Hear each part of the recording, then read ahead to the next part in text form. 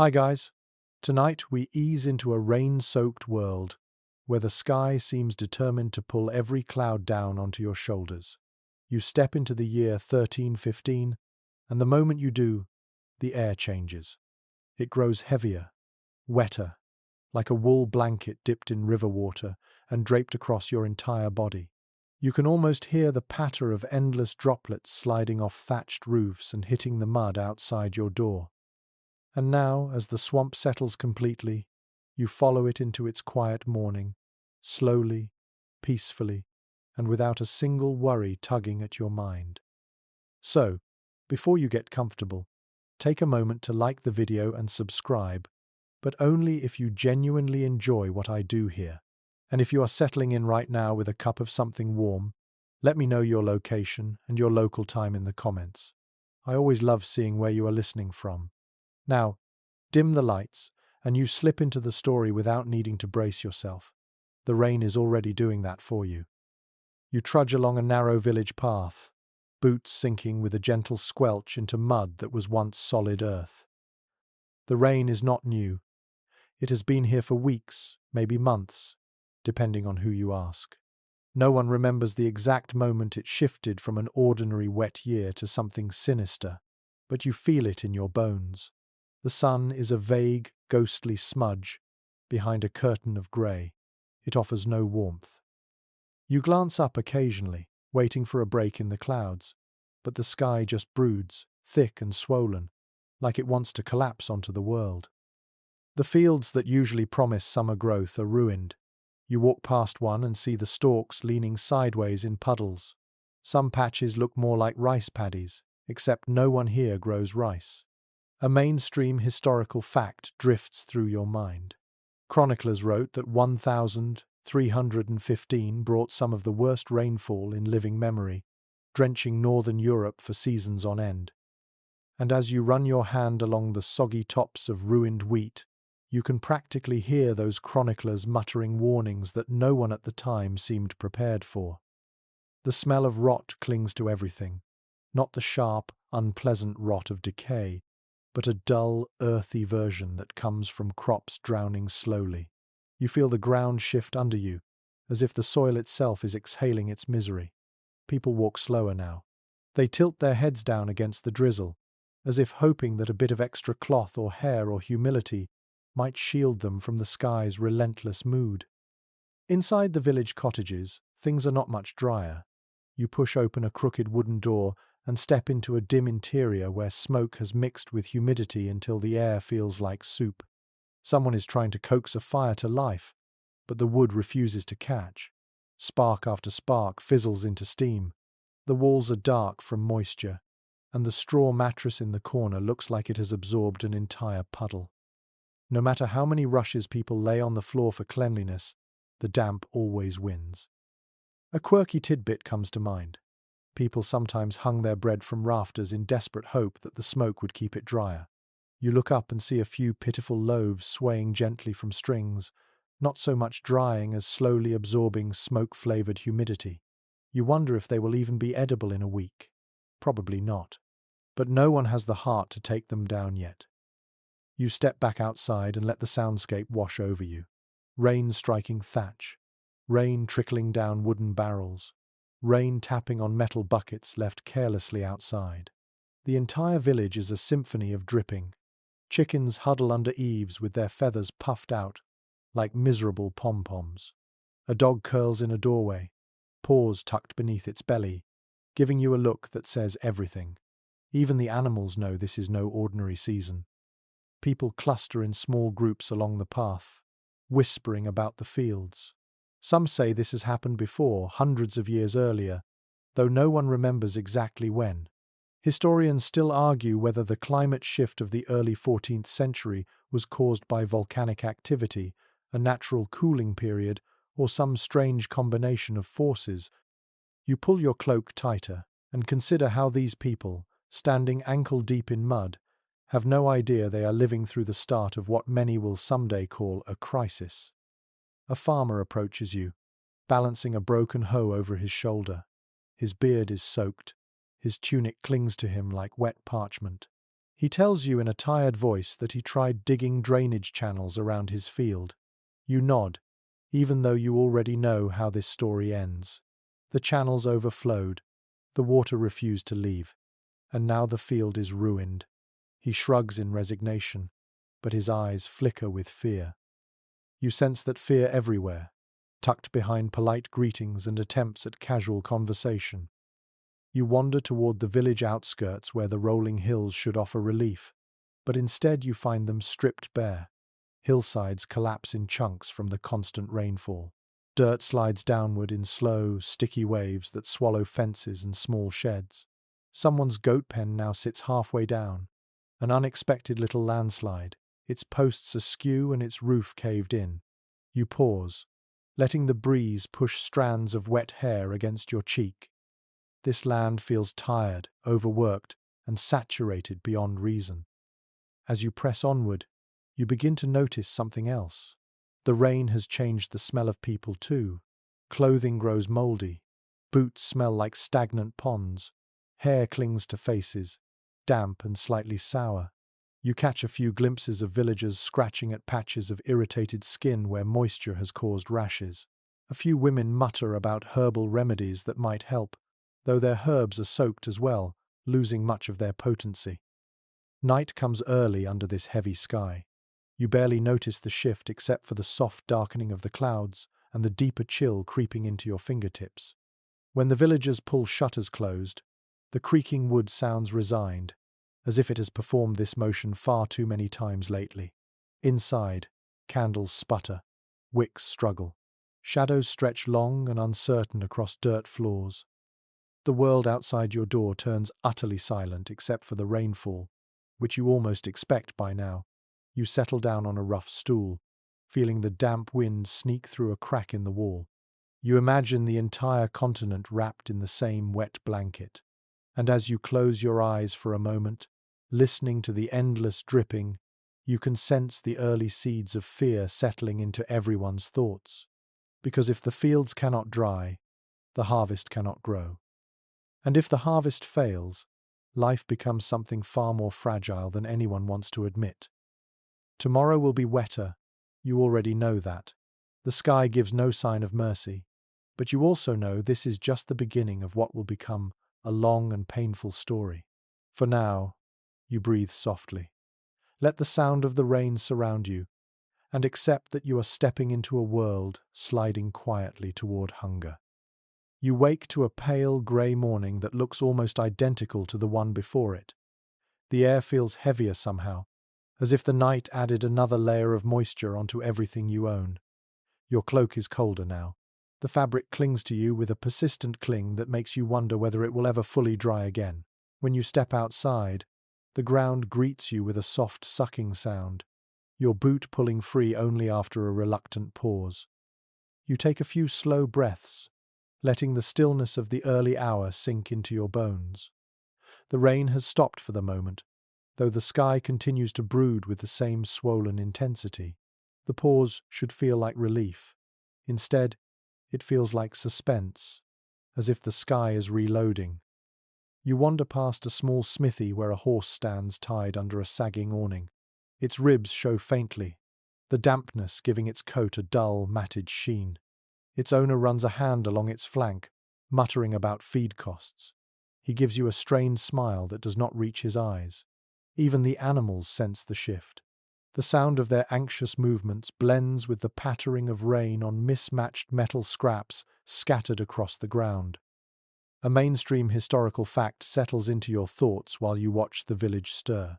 Chroniclers of the time recorded that food prices rose dramatically within weeks of the rain's beginning, especially grain. Wheat, the backbone of daily life, suddenly became a luxury.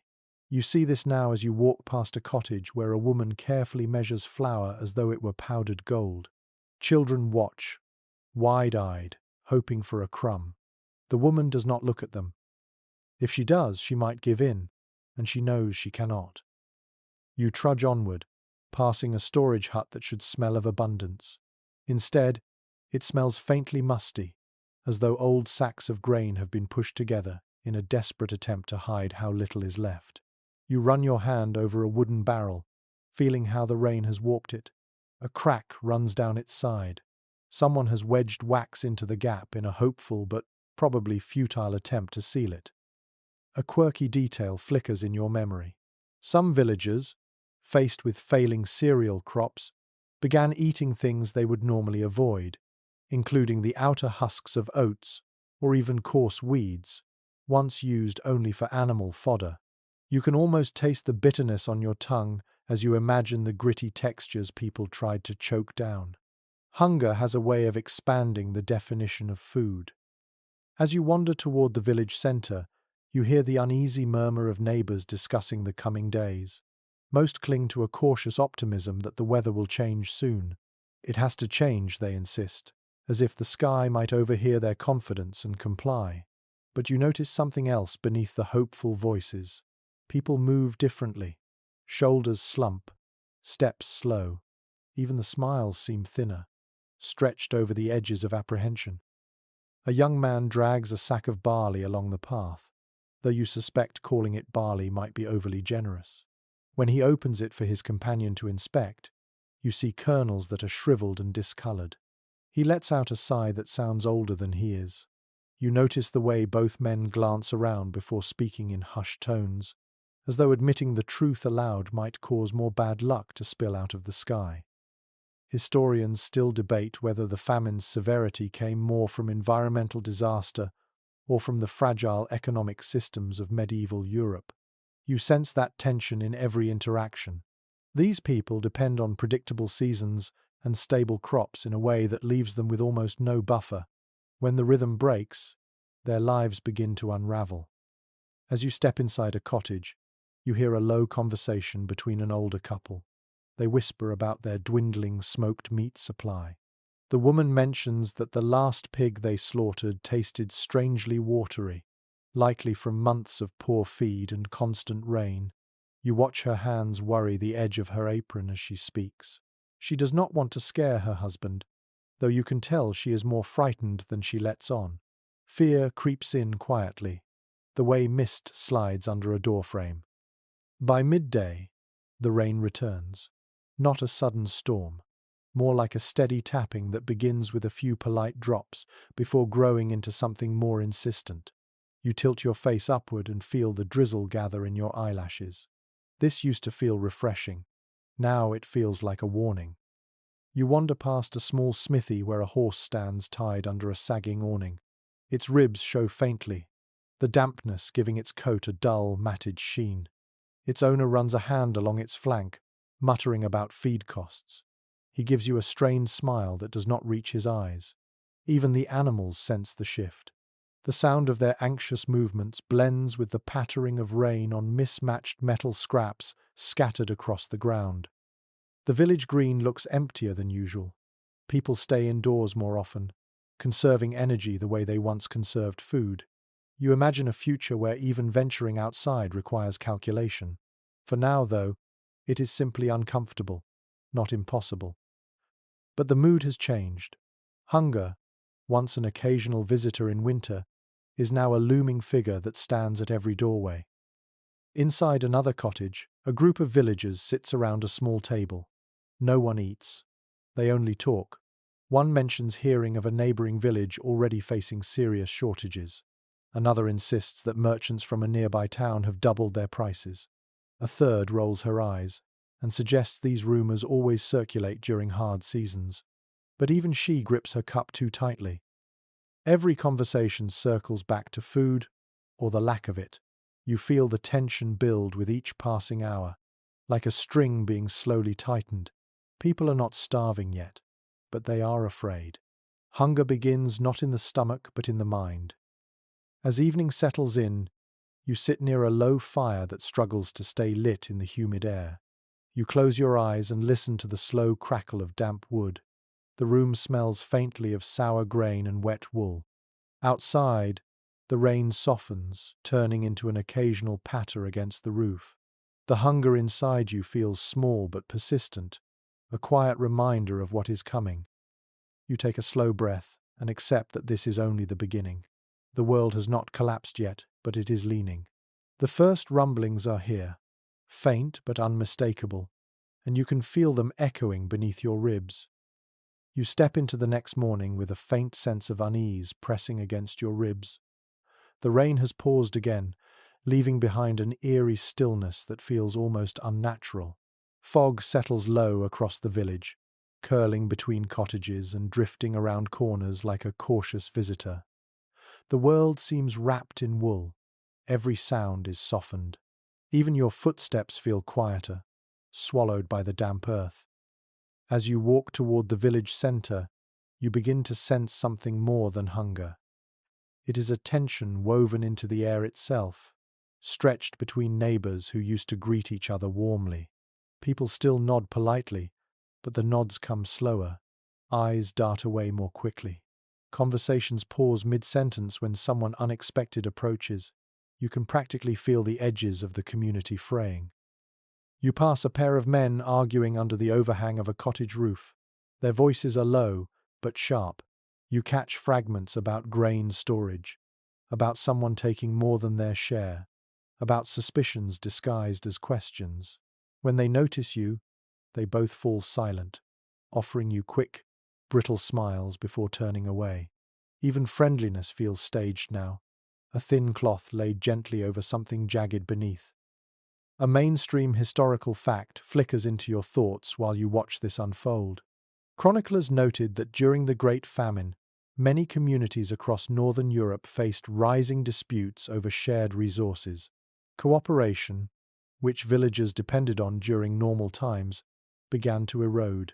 You see that pattern here, unfolding in real time, as fear coils quietly in the corners of every conversation. You wander toward a small cluster of cottages where women stand near a communal well.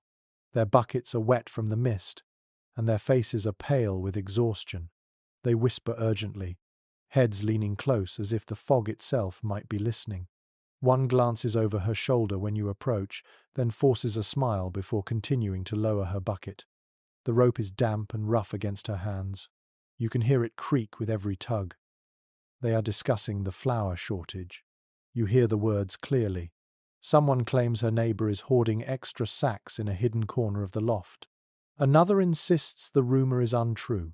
A third mutters that in times like these, people do terrible things to protect their own. She looks into the well as she says it, watching her reflection ripple. A quirky little detail returns to you then. In some villages, people began marking their grain sacks with small embroidered symbols or colored knots, so no one could quietly swap them or claim them by mistake. You notice something similar here.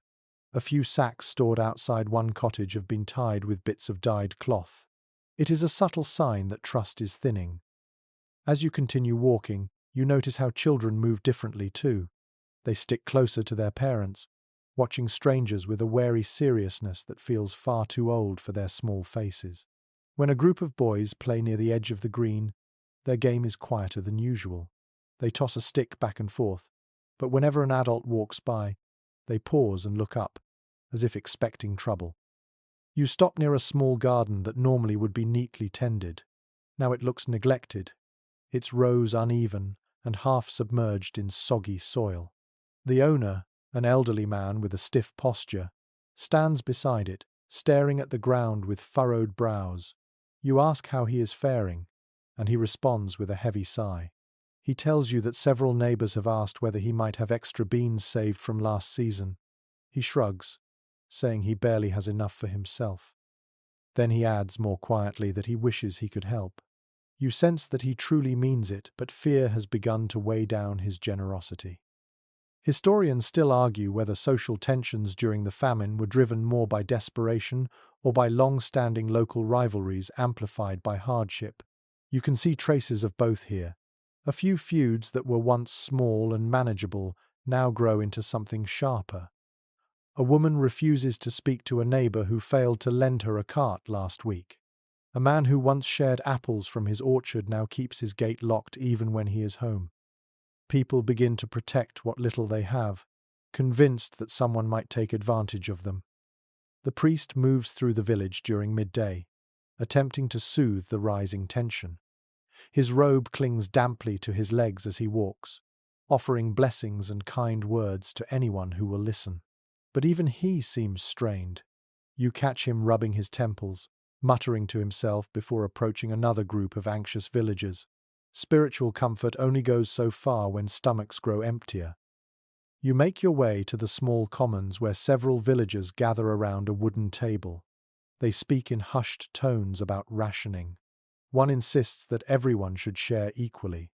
Another argues that those with larger families deserve more. A third points out that generosity could lead to theft. Their voices overlap, rising and falling like the uncertain wind. You feel the tension building between them like heat under a kettle lid. Someone suggests looking to the local lord for help. Another scoffs. The lord has his own stores to protect. A murmur of agreement moves through the group, though no one says it too loudly. Criticizing authority can be dangerous, even when the weather itself feels like an enemy. By afternoon, the fog lifts slightly. The world becomes clearer, but not calmer. When you walk past the baker's house, you notice a small crowd gathered near the door. They are not arguing yet, but they stand too close to one another. You hear someone demanding to know who received the last batch of bread. The baker's wife insists there was barely enough flour to make a dozen loaves. A few people mutter skepticism under their breaths. The tension is not explosive, not yet, but it sits there, ready, like a spark waiting for dry tinder. The problem is nothing is dry, not even the tempers. As evening arrives, you settle again inside a cottage, listening to the rain begin its steady tapping on the wooden roof. You hear voices outside, arguing softly. Someone slams a door. Someone else mutters a curse under their breath. The village feels smaller tonight, as if fear has tightened the boundaries of every home. You sit by a weak fire, watching the flames flicker uncertainly in the damp air. The warmth reaches you, but only faintly. You breathe in slowly, letting the day settle over you. Hunger has begun its quiet work, but the deeper shift is happening between the people themselves. Unity is giving way to suspicion. Neighbors are becoming competitors. And you can feel it. The first fragile bonds of community are beginning to stretch and strain under the weight of fear. You step out into a world that feels heavier than the day before, as if the sky has pressed its entire weight onto the land. The rain pauses again, not out of kindness, but out of indecision, leaving behind a wet hush that blankets every path and rooftop. Mist curls along the roads like a wandering spirit, and when you inhale, the air tastes faintly metallic, thick with moisture and the lingering smoke of damp hearth fires. Today, you drag yourself along a road that should connect nearby villages, but it has transformed into a corridor of mud and uncertainty. You sit by a weak fire, watching the flames flicker uncertainly in the damp air. The warmth reaches you, but only faintly. You breathe in slowly, letting the day settle over you. Hunger has begun its quiet work, but the deeper shift is happening between the people themselves. Unity is giving way to suspicion. Neighbors are becoming competitors. You pass a toppled cart half buried in muck. The wooden axle snapped sometime in the night, leaving its cargo exposed. A few broken crates, their contents spoiled by rainwater, lie scattered like abandoned hopes. You crouch beside one and see the remains of salted fish dissolved into a grey, unpleasant paste. A chill crawls up your spine as you realize that what is lost here might have fed an entire household. According to several medieval account books, storms during these years destroyed countless shipments of food, cutting off towns from the trade routes they depended on for survival. A little farther down the path, you encounter a merchant leading a stubborn mule. Both are caked in mud, up to the knees. The merchant mutters curses under his breath, then tries to smile when he notices you watching. His face is gaunt, and the sack slung over his shoulder looks far lighter than a merchant's pack should. He tells you he has turned back from the next town because the bridge crossing the river has collapsed again. He tried to take the longer route, but the road was swallowed by floodwater. His voice trembles with a frustration he barely manages to hide. Inside another cottage, a group of villagers sits around a small table. No one eats. They only talk. One mentions hearing of a neighboring village already facing serious shortages. Another insists that merchants from a nearby town have doubled their prices. A third rolls her eyes and suggests these rumors always circulate during hard seasons. But even she grips her cup too tightly. A mainstream historical fact flickers into your thoughts while you watch this unfold. Chroniclers noted that during the Great Famine, many communities across northern Europe faced rising disputes over shared resources. Cooperation, which villagers depended on during normal times, began to erode. You see that pattern here, unfolding in real time, as fear coils quietly in the corners of every conversation. When the path widens near a small grove, you hear voices drifting through the mist. A group of villagers stands beside a makeshift checkpoint they built from fallen branches and large stones. They stop travelers now, asking questions and checking carts, wanting to know who brings food and who intends to take some away. Suspicion has become a constant companion. A woman with tired eyes waves you over, her hand trembling slightly as she grips a wooden staff. He tried to take the longer route, but the road was swallowed by floodwater. His voice trembles with a frustration he barely manages to hide. She explains that people used to rely on merchants during hard seasons, but now those merchants are trapped by washed-out paths, failing horses, and rumor-filled dangers. Trade has become an unpredictable, fragile thing. A detail recorded in multiple monastic chronicles comes to mind. Many roads linking distant markets became nearly impassable during these years, cutting communities off from the goods they desperately needed. You see the truth of it all around you. As you take your leave from the villagers and continue along the road, you notice how quiet everything feels. Even the birds seem subdued. Their calls are soft, uncertain, as if they too are adjusting to this new rhythm of hardship. You pass a patch of forest that once offered a comfortable shortcut between villages, but now its floor is waterlogged. The normally lively underbrush appears flattened, drowned under the weight of relentless storms. Inside another cottage, a group of villagers sits around a small table.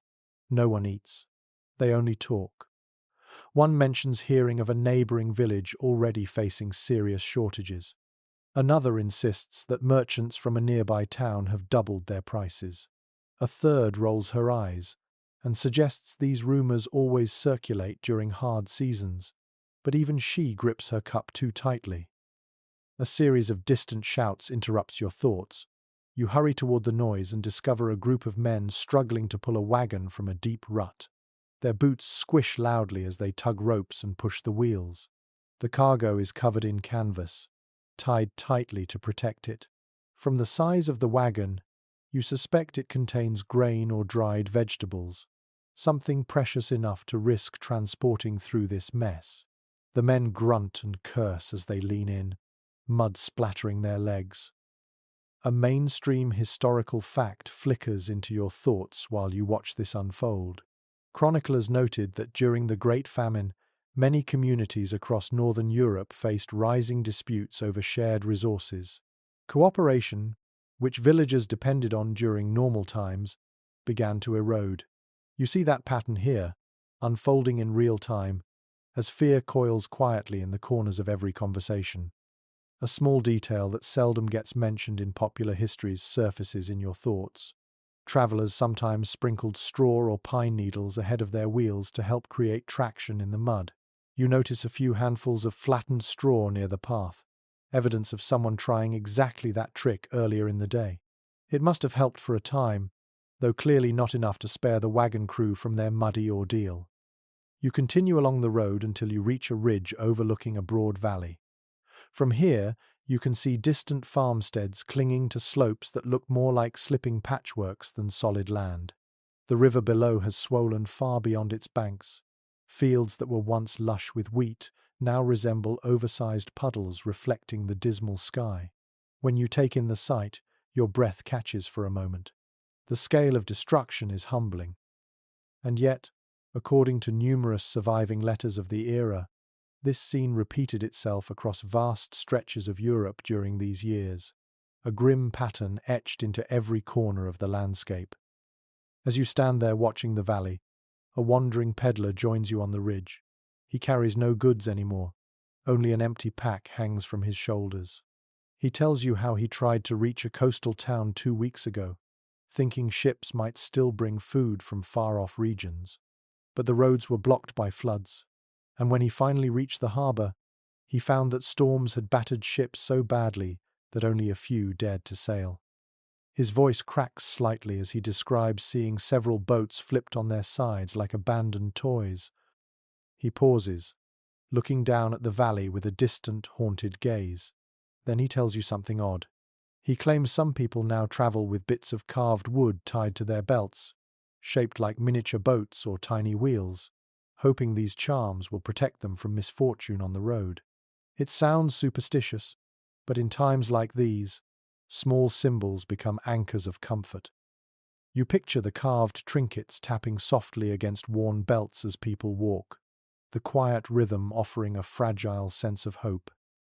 The peddler leaves you with one final whisper. He says the biggest danger on the roads is not the mud or the rain. It is the uncertainty. No one knows which paths remain safe, which bridges still stand, or which villages will greet travelers with hospitality instead of suspicion. Many experts studying this era point out that the breakdown of transportation networks deepened the famine, turning local shortages into widespread catastrophe.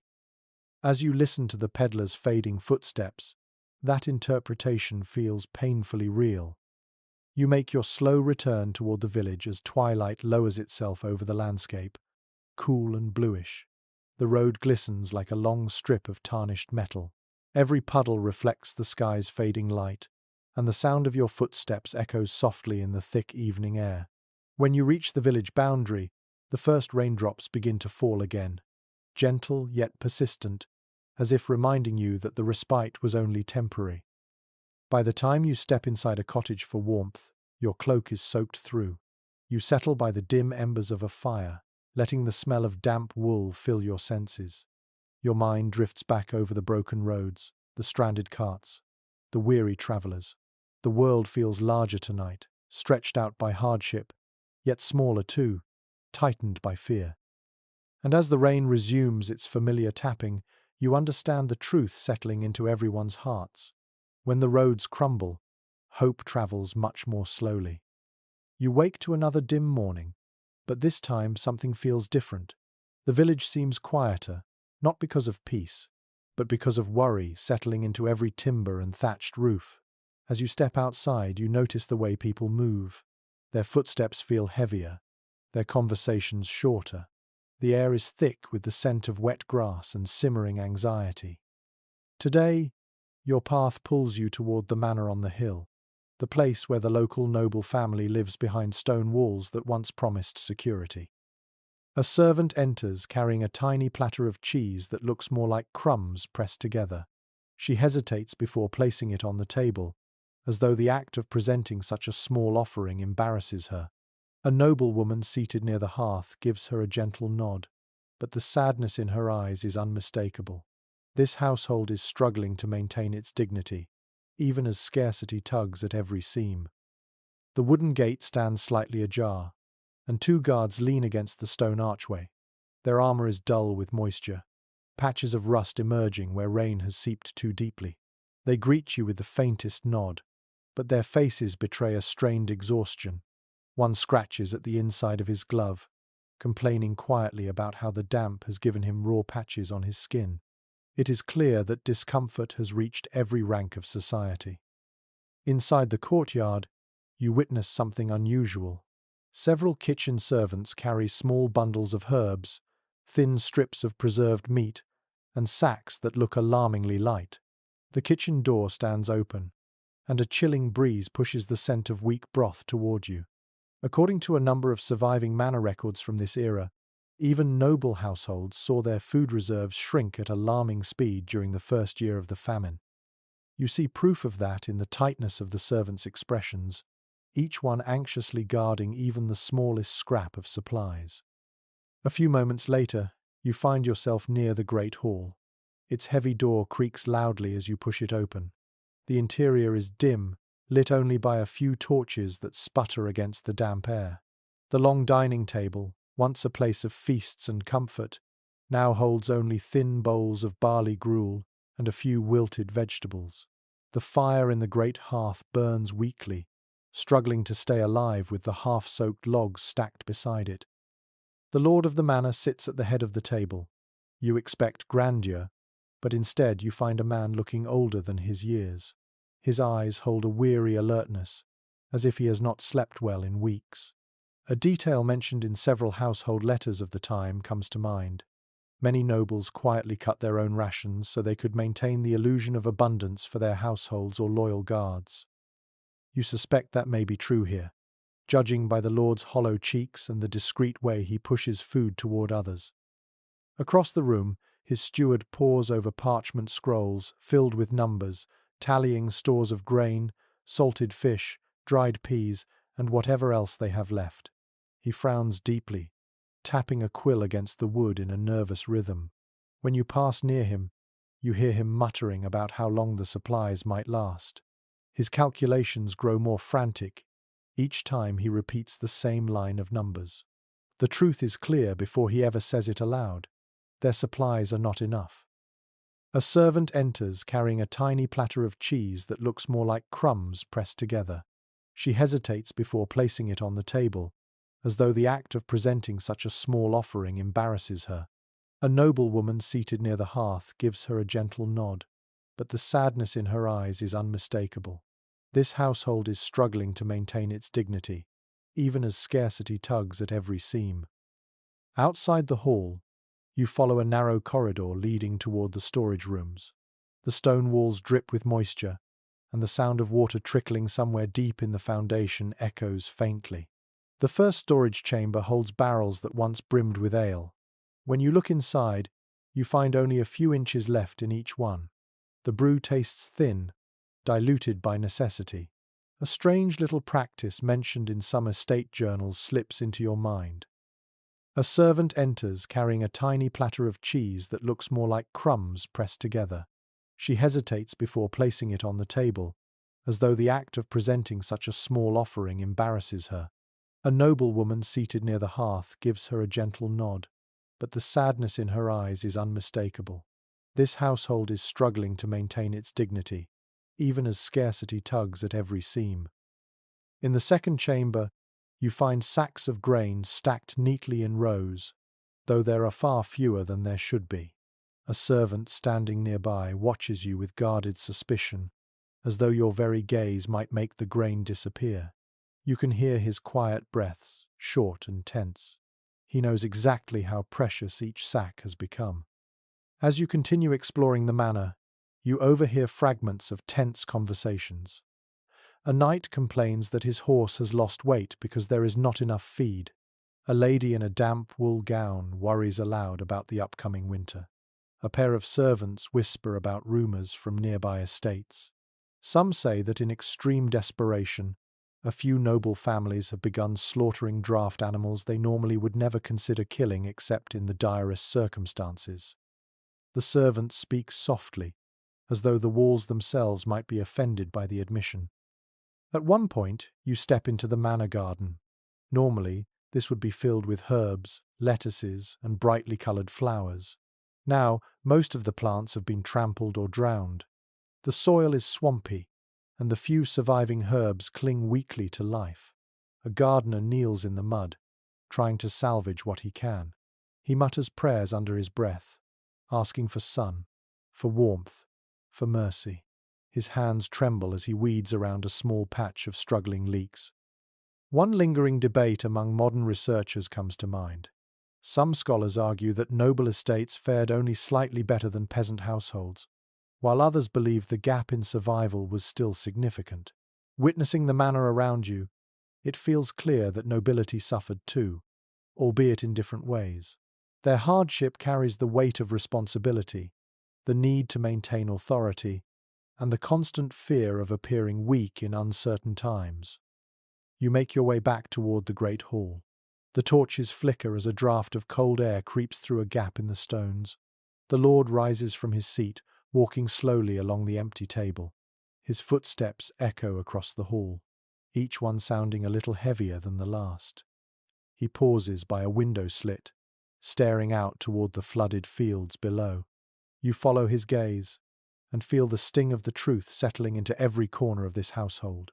Wealth can buy time, but not salvation. Not when the sky wages war against the earth itself. By evening, you return to the courtyard, watching the servants carry the last scraps of the day's meager meal back to the kitchen. The sun dips behind the hills, casting the estate in a muted blue shadow. You draw your cloak tighter, feeling the damp chill seep deeper into your skin. The manor, once a symbol of strength, now feels like a tired giant struggling to remain upright. As you make your slow descent back toward the village, the sky darkens. A few raindrops fall, each one cold and deliberate. You breathe in the heavy air, knowing that tomorrow will bring even more challenges. Hunger does not care for rank or privilege. It spreads across every threshold, stone or straw alike. And somewhere behind you, the manor doors close with a long, mournful creak, as though the building itself is bracing for what comes next. You rise the next morning to the low rumble of cattle calls, though the sound feels thinner than it should. When you step outside, the air is thick with the scent of damp straw and muddy earth. The village seems strangely hollow today, as if something essential has slipped quietly out of place. You follow the faint echoes of barns opening, aware that you are about to witness a truth everyone here already understands but few dare to speak aloud. The animals are disappearing. You wake to another dim morning, but this time something feels different. The village seems quieter, not because of peace, but because of worry settling into every timber and thatched roof. As you step outside, you notice the way people move. Their footsteps feel heavier, their conversations shorter. The air is thick with the scent of wet grass and simmering anxiety. In one stall, a farmer stands with his head bowed. He is stroking the neck of a cow so thin that its bones show sharply beneath its hide. According to several medieval agricultural accounts, many livestock succumbed to disease and malnutrition during the famine, as feed supplies dwindled. You see that reality in the cow's dim eyes and labored breathing. The farmer gently lifts its head, but it barely responds. His lips move in a quiet prayer, one you sense he has repeated far too often lately. When you step back outside, the mud pulls at your boots, reluctant to release them. You make your way to another byre farther down the path, where a group of villagers stands gathered around an empty enclosure. They speak in low voices, the kind people use when recounting something both shocking and expected. A few shake their heads, others stare blankly at the ground. You learn that 2 sheep vanished during the night. No one saw anything. No one heard a sound. A strange hush falls over the group, thick with uncertainty. A small anecdote seldom mentioned in popular histories comes to mind. In some hard-hit regions, desperate families resorted to hiding their remaining animals in woods or remote sheds, hoping thieves would overlook them. You spot traces of such attempts here. A makeshift enclosure of branches sits hidden behind a thicket, though from the footprints in the mud, it seems someone found it recently.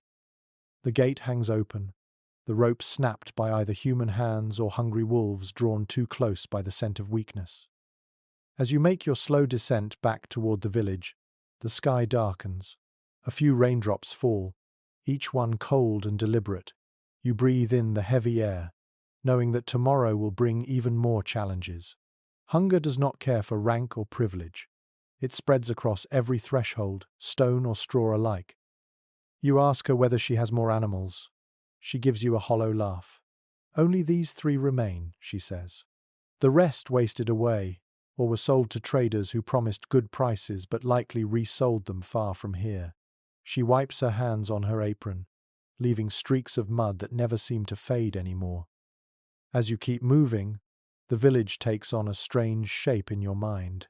The absence of animals is almost louder than their presence once was. No cheerful clucking, no impatient hooves tapping, no rooster crow greeting the dawn with its usual confidence. The silence grows with every step you take.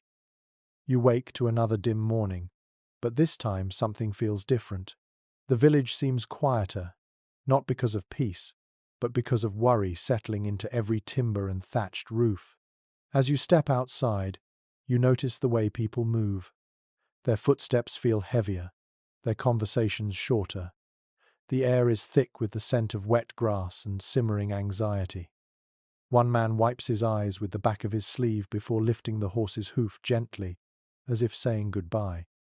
One historical detail noted in various estate inventories returns to your thoughts. Horses, essential for ploughing and transport, were among the first casualties in bad years because they required large quantities of fodder. You feel the weight of that truth now. This single death represents more than one loss. Without the horse, a field will remain unploughed. A cart will remain still. A family will face a harder season ahead. As you keep moving, the village takes on a strange shape in your mind. The absence of animals is almost louder than their presence once was. No cheerful clucking, no impatient hooves tapping, no rooster crow greeting the dawn with its usual confidence. The silence grows with every step you take. It offered comfort. Now there is only an aching space where its gentle bleating once lived. A troubling question hangs in the air, one that community members whisper among themselves. Are the thieves from neighboring villages or from within their own? Some believe outsiders prowl at night. Others fear their neighbors are succumbing to desperation. Modern scholars continue to study crime patterns from this period, unsure how much livestock loss came from starvation, disease, predators, or theft. As you listen to the couple's hushed voices, it becomes clear that the uncertainty itself is the most painful part. Toward midday, you visit the fields beyond the village where a herdsman usually grazes his cattle. Today, he stands alone against a backdrop of sodden grass. His herd, once sizable, has dwindled to only 2 cows and a calf that struggles to stand on trembling legs. The herdsman watches you approach, then sighs deeply, as though your arrival simply confirms what he already knows. He talks about how, just months ago, he worried about finding enough space for his animals. Now, he worries about keeping the few survivors alive long enough to see another spring. Now, he worries about keeping the few survivors alive long enough to see another spring. He mentions something peculiar. Lately, travelers have reported finding abandoned oxen wandering along flooded roads, too weak to continue and left behind by desperate owners. The herdsman shakes his head at the image. Even the land feels unsteady beneath your feet when he says it. As the day fades and you return to the village, you notice the barns taking on a new appearance. Their doors stay closed longer. Their windows are shuttered tight. You feel the fear settling into wooden beams and nail heads. Livestock are more than animals here. They are survival, wealth, labor, nutrition, and pride, all bound into living bodies. Every disappearance chips away at the village's foundation. You end your day by a small fire, listening to the uneasy quiet beyond the door. Somewhere in the distance, a lone cow moos, the sound thin and wavering. It echoes through the fields like a reminder that life clings stubbornly even when the world feels like it is slipping away. Your breath slows as you settle deeper into the warmth of the fire. You know tomorrow will bring harder truths, but for now, you sit with the silence, feeling the shape of what has been lost. You wake to the faint smell of smoke drifting through the cracks of the cottage door, a smell that should promise breakfast, but now carries a strange, unsettling sharpness. When you step outside, the morning greets you with a chill that settles instantly into your bones. Today, hunger takes on a new shape. It becomes inventive, strange, and sometimes a little desperate, leading people to experiment with foods no one would have considered just a season ago. You walk along the muddy path into the village centre. At first glance, everything looks the same as yesterday. Damp cottages, drooping thatch, thin figures wrapped in worn cloaks. But as you draw closer, you notice something different in the air. A simmering pot sits outside one cottage, sending up a plume of steam that smells oddly sour. A woman stirs it with a long wooden spoon, her face tight with concentration. Your breath slows as you settle deeper into the warmth of the fire. You know tomorrow will bring harder truths, But for now, you sit with the silence, feeling the shape of what has been lost. According to several medieval household accounts, people during these years often resorted to stretching meals with ingredients meant for animals or compost heaps. You see evidence of that everywhere. A family nearby uses dried nettles to thicken a stew. A man tries to bake bread from flour mixed heavily with ground acorns, the resulting dough looking heavy and grey. A young girl sits on a doorstep chewing a piece of bark softened in hot water, her tiny jaw working stubbornly as she tries to convince herself it tastes better than it does. You continue your walk, passing a field where a few pigs wander sluggishly near a sagging fence. Their ribs show, and their snouts sift through the mud with frantic urgency, searching for anything edible. A woman nearby tosses them scraps so small you can barely recognize their original shape. She watches them devour the bits with quiet despair. In the faint morning light, her face looks older than it did yesterday. A peculiar little detail passed down in scattered village tales drifts into your thoughts. In some regions, people boiled leather, belts, shoes, scraps of harness, until it's softened enough to chew. You catch a glimpse of that ritual now.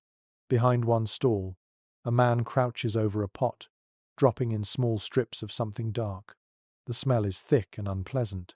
When he notices you looking, he shrugs and says it is old saddle leather. He says it without shame. Hunger has stripped away embarrassment.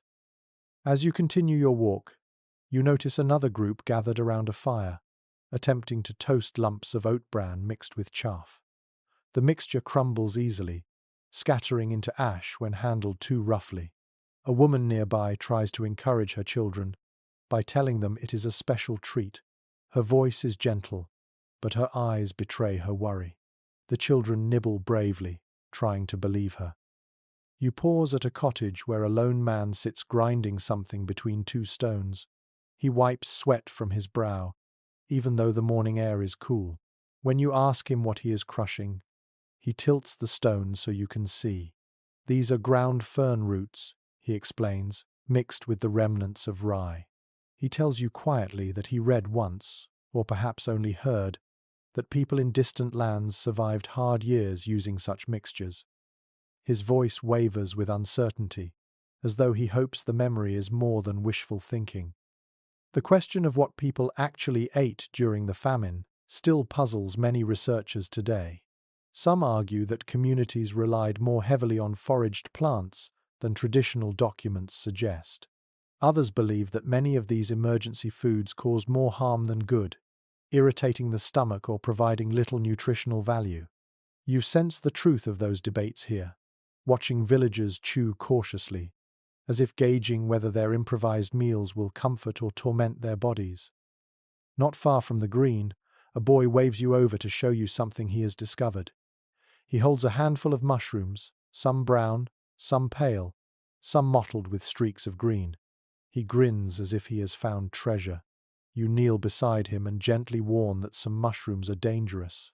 He shrugs, saying his family will take the risk. You watch him scamper off, and your chest tightens with worry. In years like these, knowledge becomes a fragile boundary between survival and sickness.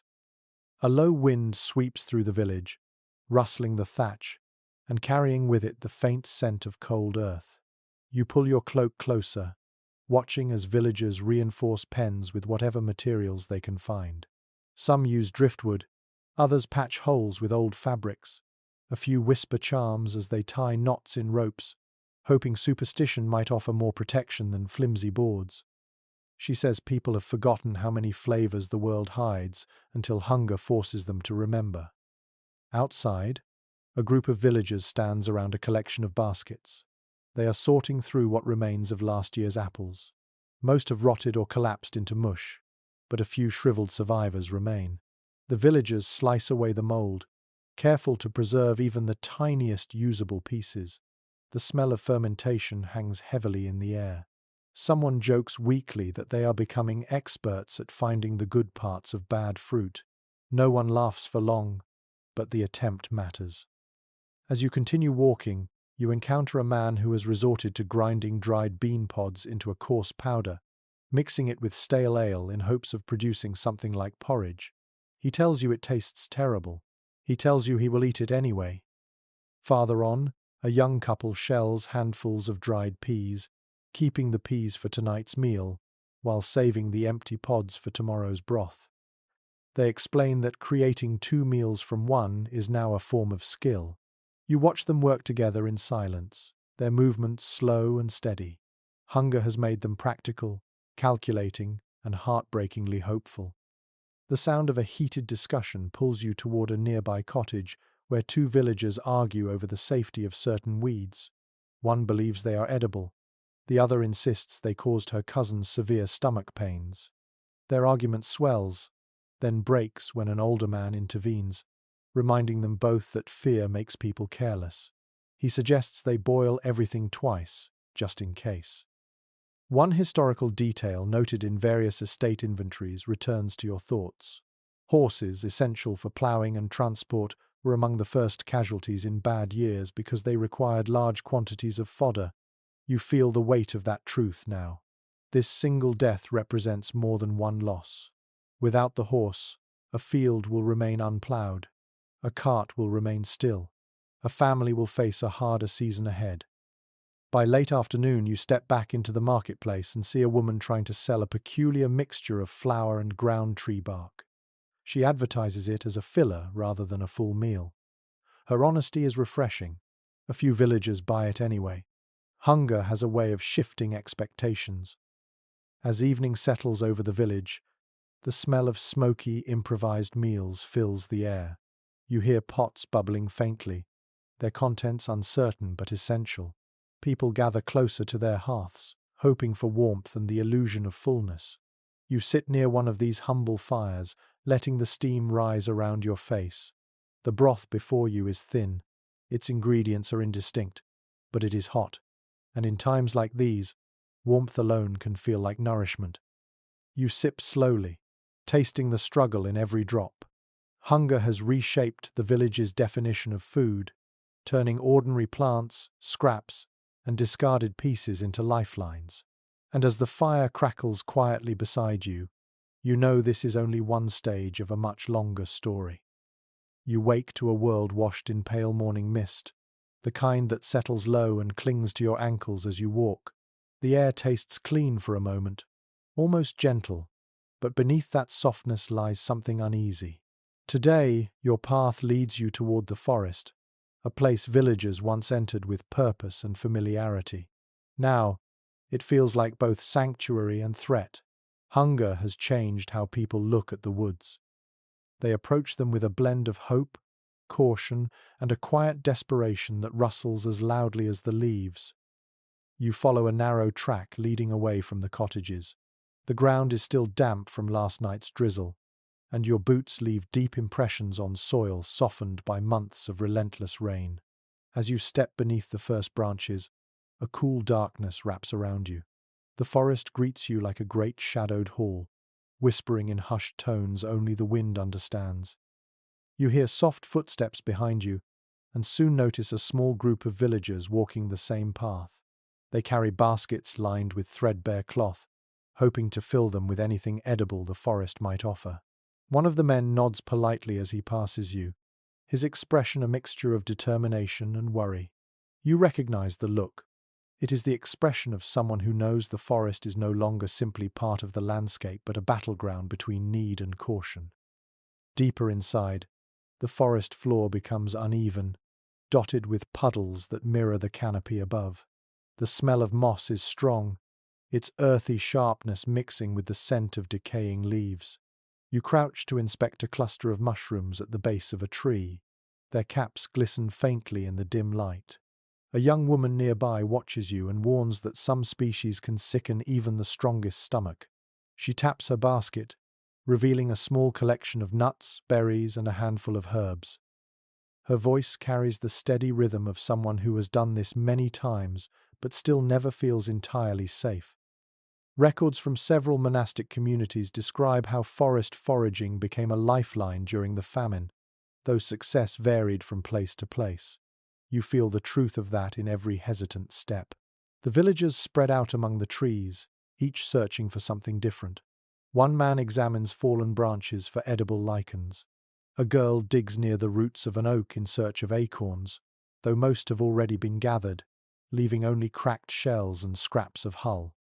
A curious detail mentioned in a few scattered manuscripts returns to your thoughts. Some families roasted certain tree barks, scraping off the softened layers to mix with weak porridge. You spot a man attempting just that. He peels the outer bark carefully, revealing a pale inner layer that he slices into thin strips. He glances around nervously, as if the trees themselves might object to being harvested. You continue walking until the forest thickens and the air grows cooler, almost still. The deeper parts of the woods feel different, as though untouched by human hands for decades. Here, fear takes on a more subtle form. People whisper that the forest sometimes hides more than food. Wolves prowl closer now, following the scent of weakened livestock and hungry travelers. You hear a distant howl, long and low, and it sends a ripple across your skin. Not far from you, two men stand beside a snare they set the night before. The trap is empty, but the ground around it is disturbed, the soil torn as though a desperate animal fought to escape. The men exchange a tense glance. One wonders aloud if someone else took whatever was caught. The other mutters that foxes have grown bolder. The forest has become a stage for competing hungers, each creature, human or animal, searching for survival. You notice small signs that villagers tread here often now. Broken branches, worn paths, bits of cloth caught on thorns. Yet beneath those human traces lie older stories. People still speak of strange things seen in the woods on foggy mornings. Glimmers of movement, shadows that vanish between trees, lights that flicker without source. Some of these tales are old superstitions, revived by fear. Others may simply be tricks of tired eyes. A gentle debate among modern researchers continues about how deeply fear shaped medieval perceptions of woodland spaces during crises. Some argue that people saw the forest as a refuge filled with resources. Others believe the woods symbolize danger and the unknown, especially in desperate times. Walking here now, surrounded by silence and shifting shadows, both interpretations feel true. Farther on, you come across a small clearing where villagers have gathered. A woman kneels beside a patch of wild garlic that somehow survived the wet season, its leaves bright and fresh. She plucks each leaf with reverence, as though offering a prayer with every motion. Another villager digs for edible tubers, his movements slow and deliberate. He smiles faintly when he finds one, holding it up like a prized gem. It is small, muddy, and misshapen, but in times like these, it looks miraculous. A soft rustling catches your attention from the edge of the clearing. You turn to see a young boy holding a woven basket almost as big as he is. Inside, you see handfuls of pine needles and small cones. He announces proudly that his mother uses the needles to brew a bitter tea that eases coughing and fills the stomach, if only slightly. The tea is harsh on the tongue, he admits, but it helps numb the hunger for a while. As the group continues gathering what they can, you wander toward a stream trickling through the forest. The water runs clear, reflecting the pale sky above. A man kneels at the edge, searching for small fish or even frogs. He scoops the water with his hands, scanning for movement, his breath misting faintly in the cool air. He tells you that the stream used to be full of life during spring. Now, after months of rain, the banks flood unpredictably, and many creatures have been swept downstream. Nearby, an elderly woman picks through brambles, searching for berries long past their prime. She finds a few dark, wrinkled ones and places them carefully into her pouch. When you approach, she smiles softly and says that even old berries carry a whisper of sweetness. Her voice trembles with gratitude for such small mercies. As the day grows older, the forest dims slightly, its thick branches filtering the weak light. Villagers gather what they have found, comparing baskets. Some fared better than others. A few found nothing at all, but no one complains. Hunger teaches humility. Every scrap matters. As you walk back toward the village, The forest seems to watch silently. The canopy sways with a gentle murmur, as if aware of the burden it now carries. It shelters hope and fear in equal measure, offering life with one hand and danger with the other. You step out onto the muddy road once more, the trees fading behind you like a closing door. Your basket is light, but your heart feels heavier. The forest gave what it could, and you are grateful. But the truth lingers quietly as you head toward the village lights. Foraging may slow hunger, but it cannot stop the famine from tightening its grip. The sky darkens slowly, and a gust of cold wind brushes your cheek. You pull your cloak tighter and keep walking, knowing tomorrow will bring another search and another struggle. You enter the new day with a sense of heaviness that clings to your shoulders even more persistently than your damp cloak. The village is beginning to stir, but the movements you witness are cautious, subdued, and clouded by worry. Today you drift toward the market square, a place that once buzzed with lively chatter and bright displays of grain, fruit, wool, and the occasional luxury brought in from distant towns. Now, the square feels transformed. What was once a scene of commerce and comfort has become a space shaped by scarcity, tension, and the quiet negotiation of survival. You step onto the uneven cobblestones, their cracks filled with rainwater and old straw. A few makeshift stalls stand crookedly around the edges of the square, their coverings patched with bits of cloth and leather to keep out the damp. Merchants who once shouted greetings now speak in hushed tones, wary of drawing too large a crowd. Their eyes follow every movement, measuring intent, weighing risk. The morning light filters weakly through clouds and seems reluctant to settle anywhere for long. You pause near a table where a merchant displays a pitiful assortment of goods. A few handfuls of grain, a cluster of dried herbs, a pair of shriveled carrots that look more like roots scraped from a ditch. He taps his fingers against the edge of the table before offering you a weary smile. When you ask about prices, he sighs. He lifts one of the carrots. He claims it cost him triple what it did last year. According to several preserved town records, prices during the Great Famine soared with unsettling speed, rising far beyond what ordinary villagers could pay. You see that reality on the merchant's face, etched like a bruise beneath his eyes. Nearby, a woman holds up a sack of oat chaff as if presenting jewelry. You hear her explaining to a customer that the chaff can be boiled to make a thin gruel. It might taste bitter, she admits, but it fills the stomach for an hour or two. The customer hesitates, hand hovering over her purse. After a long pause, she buys it. Hunger has a way of simplifying choices. As you wander deeper into the market, you sense currents of tension flowing between the stalls. People stare a moment too long at someone else's basket. They whisper about prices.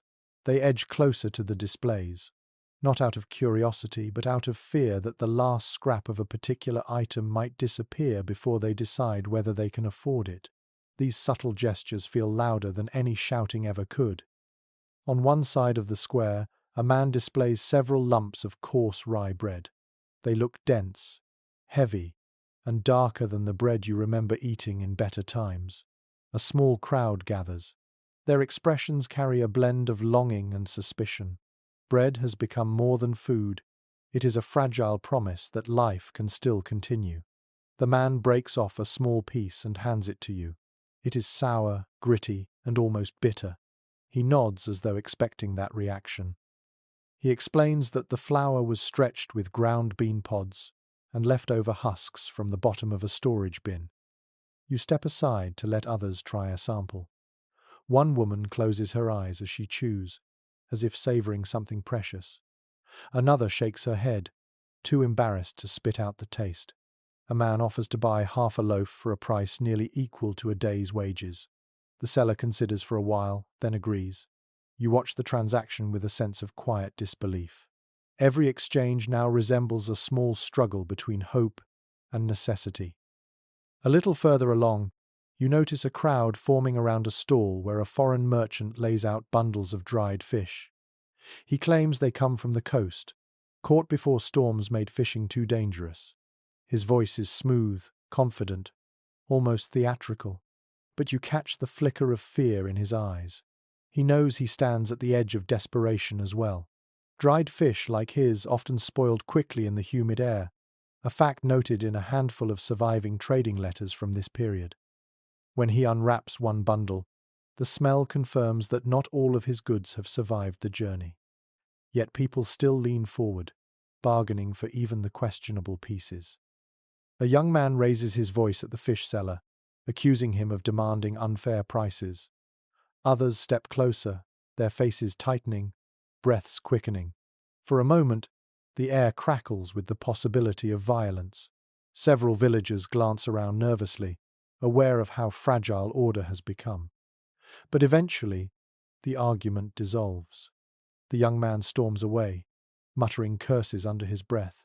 The merchant wipes sweat from his brow, his hands trembling slightly. You continue walking until you reach a small circle of traders who seem to be negotiating quietly among themselves. One displays a pile of half-spoiled apples, their skins wrinkled and bruised. Another offers jars of honey, though each jar is only half full. Honey has become valuable enough to cause suspicion. A woman demands to know whether the honey was diluted with water. The seller bristles, insisting it is pure.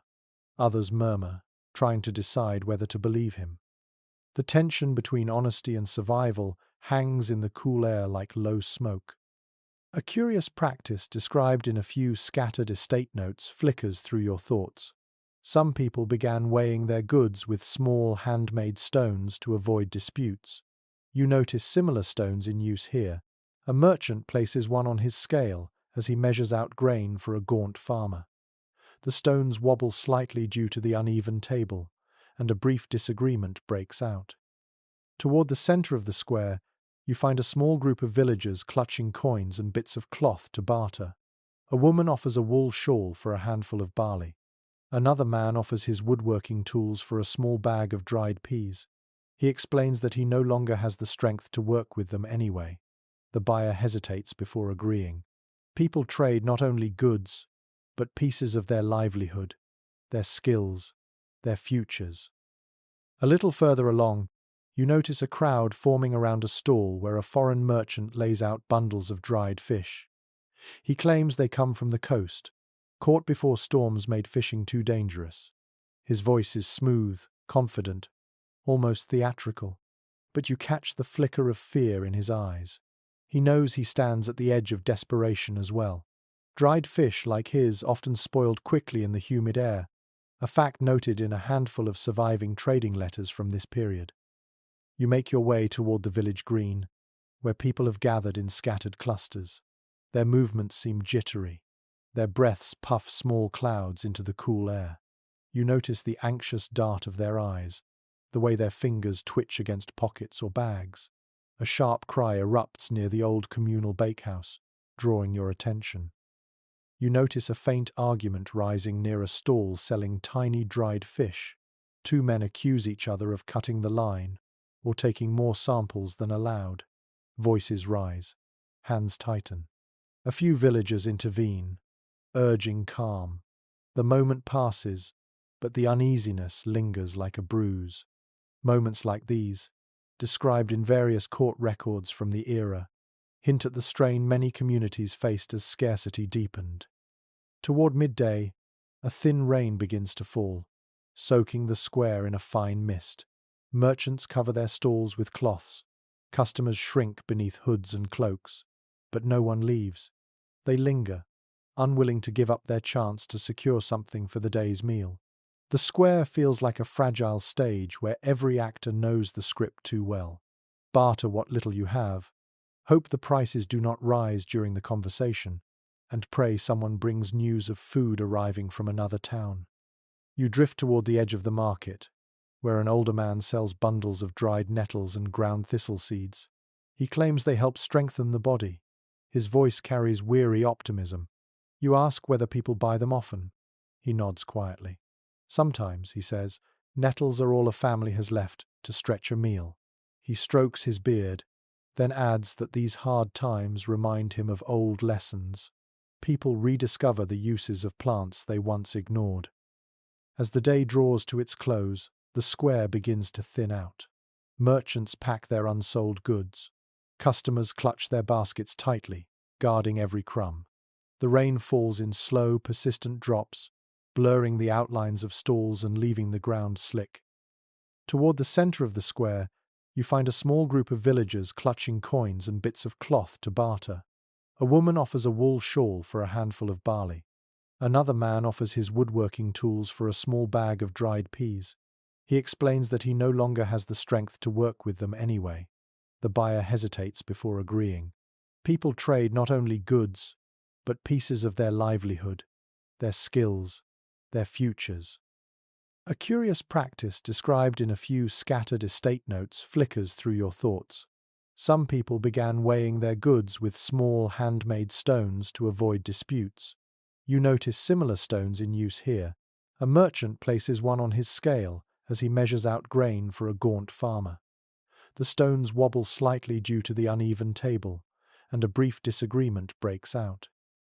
As you observe, you become aware of how quiet the children are. They hover near their parents, eyes wide, fingers gripping sleeves. One child stares at a pile of roasted chestnuts that look dry and tough from long storage. His mother gently nudges him away, whispering that they cannot afford them. The boy nods, already accepting this without complaint. Hunger matures children swiftly. You walk away from the square slowly, feeling the quiet weight of what you witnessed. The market has become less of a place for trade and more a mirror of the famine's relentless grip. You hear the soft tapping of rain on rooftops as you make your way back to the cottages, the sound matching the steady rhythm of your heartbeat. Tonight, the village will eat what it found, what it bargained for, what it could scrape together. And tomorrow, the market will open again, with fewer goods and heavier hearts. You hurry toward the sound and find a crowd forming outside the stone doorway.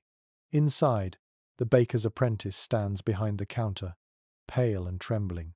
He clutches a tray containing only a few hard, underbaked rolls. The usual smell of warm bread has been replaced by a faint, sour scent that speaks more of damp flour than of comfort. A woman shouts that the boy is hiding loaves in the back. Another insists she saw someone sneak in early and walk away with a full sack. A third demands that the rolls be divided evenly, no matter how small they are. According to several surviving village court records, moments like these became common as hunger grew sharper. Bread, once a symbol of daily life, transformed into an object of conflict.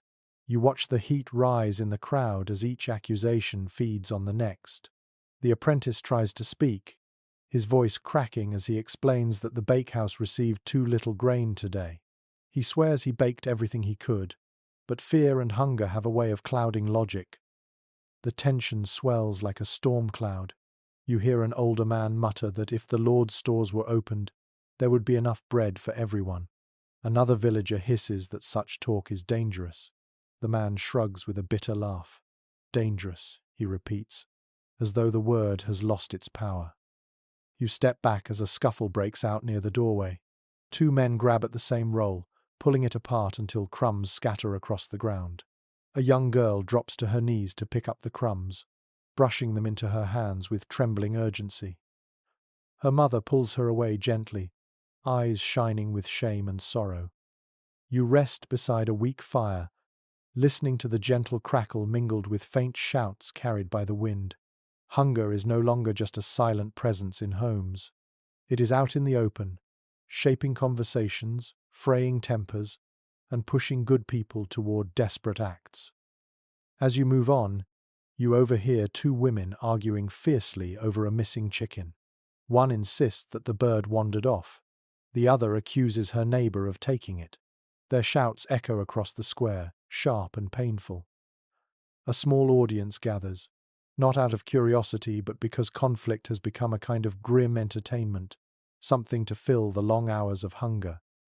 It leads you toward the chapel at the village's edge, a simple stone building with a sagging roof and walls darkened by months of rain. You make your way toward the village green, where people have gathered in scattered clusters. Their movements seem jittery. Their breaths puff small clouds into the cool air. You notice the anxious dart of their eyes, the way their fingers twitch against pockets or bags. A sharp cry erupts near the old communal bakehouse, drawing your attention. You continue along the path where a group of younger villagers stands near the animal pens. They whisper in quick, nervous tones. One boy claims he saw someone creeping near the barns at dusk. A girl insists she heard footsteps behind her when she fetched water late last night. The shadows around the pens seem to grow heavier as they speak, as if absorbing their fears. Not far away you find a merchant packing his goods in a hurry. He has only a few items left: a bundle of old wool, a chipped bowl, some dried herbs. His hands shake as he ties the straps of his pack. He tells you he is leaving the village before things get too dangerous. You ask what he means, and he explains that yesterday someone tried to grab his bag while he was distracted. He barely held on to it. He glances around nervously, then hurries down the road without waiting to say goodbye. Toward midday, you hear a growing commotion near the well. You arrive to find a group of villagers accusing a young man of filling his buckets at night and taking more water than he needs. The accused man clenches his jaw tightly, reminding them that the rain has replenished the well countless times. The argument escalates quickly. Voices rise. Someone lunges forward. You instinctively step back as hands grasp shoulders and shove bodies aside. Eventually, the priest intervenes, raising both arms and begging for calm. His voice cracks under the strain. He reminds everyone that fear can make enemies where none exist. But the crowd disperses reluctantly. Their eyes do not soften, their muttering continues. Even after the priest steps away, the air feels charged, as though the argument might ignite again with the smallest spark. A lingering discussion among modern researchers focuses on how communities attempted to maintain justice during the famine. Some argue that local courts became more active, while others believe informal enforcement grew stronger. You sense the truth of both viewpoints here, watching villagers negotiate a balance between cooperation and suspicion, between the old rules and the new needs. As you wander toward the outskirts of the village, you notice a man sitting alone beside a hedge. His cloak is pulled tightly around him. He stares at a small loaf of bread cradled in his hands, the crust cracked and pale. When you approach, he looks up and confesses quietly that he found it lying outside a cottage. He does not know whether someone dropped it or whether taking it counts as stealing. His moral compass wavers visibly, trembling like a candle flame in a draught.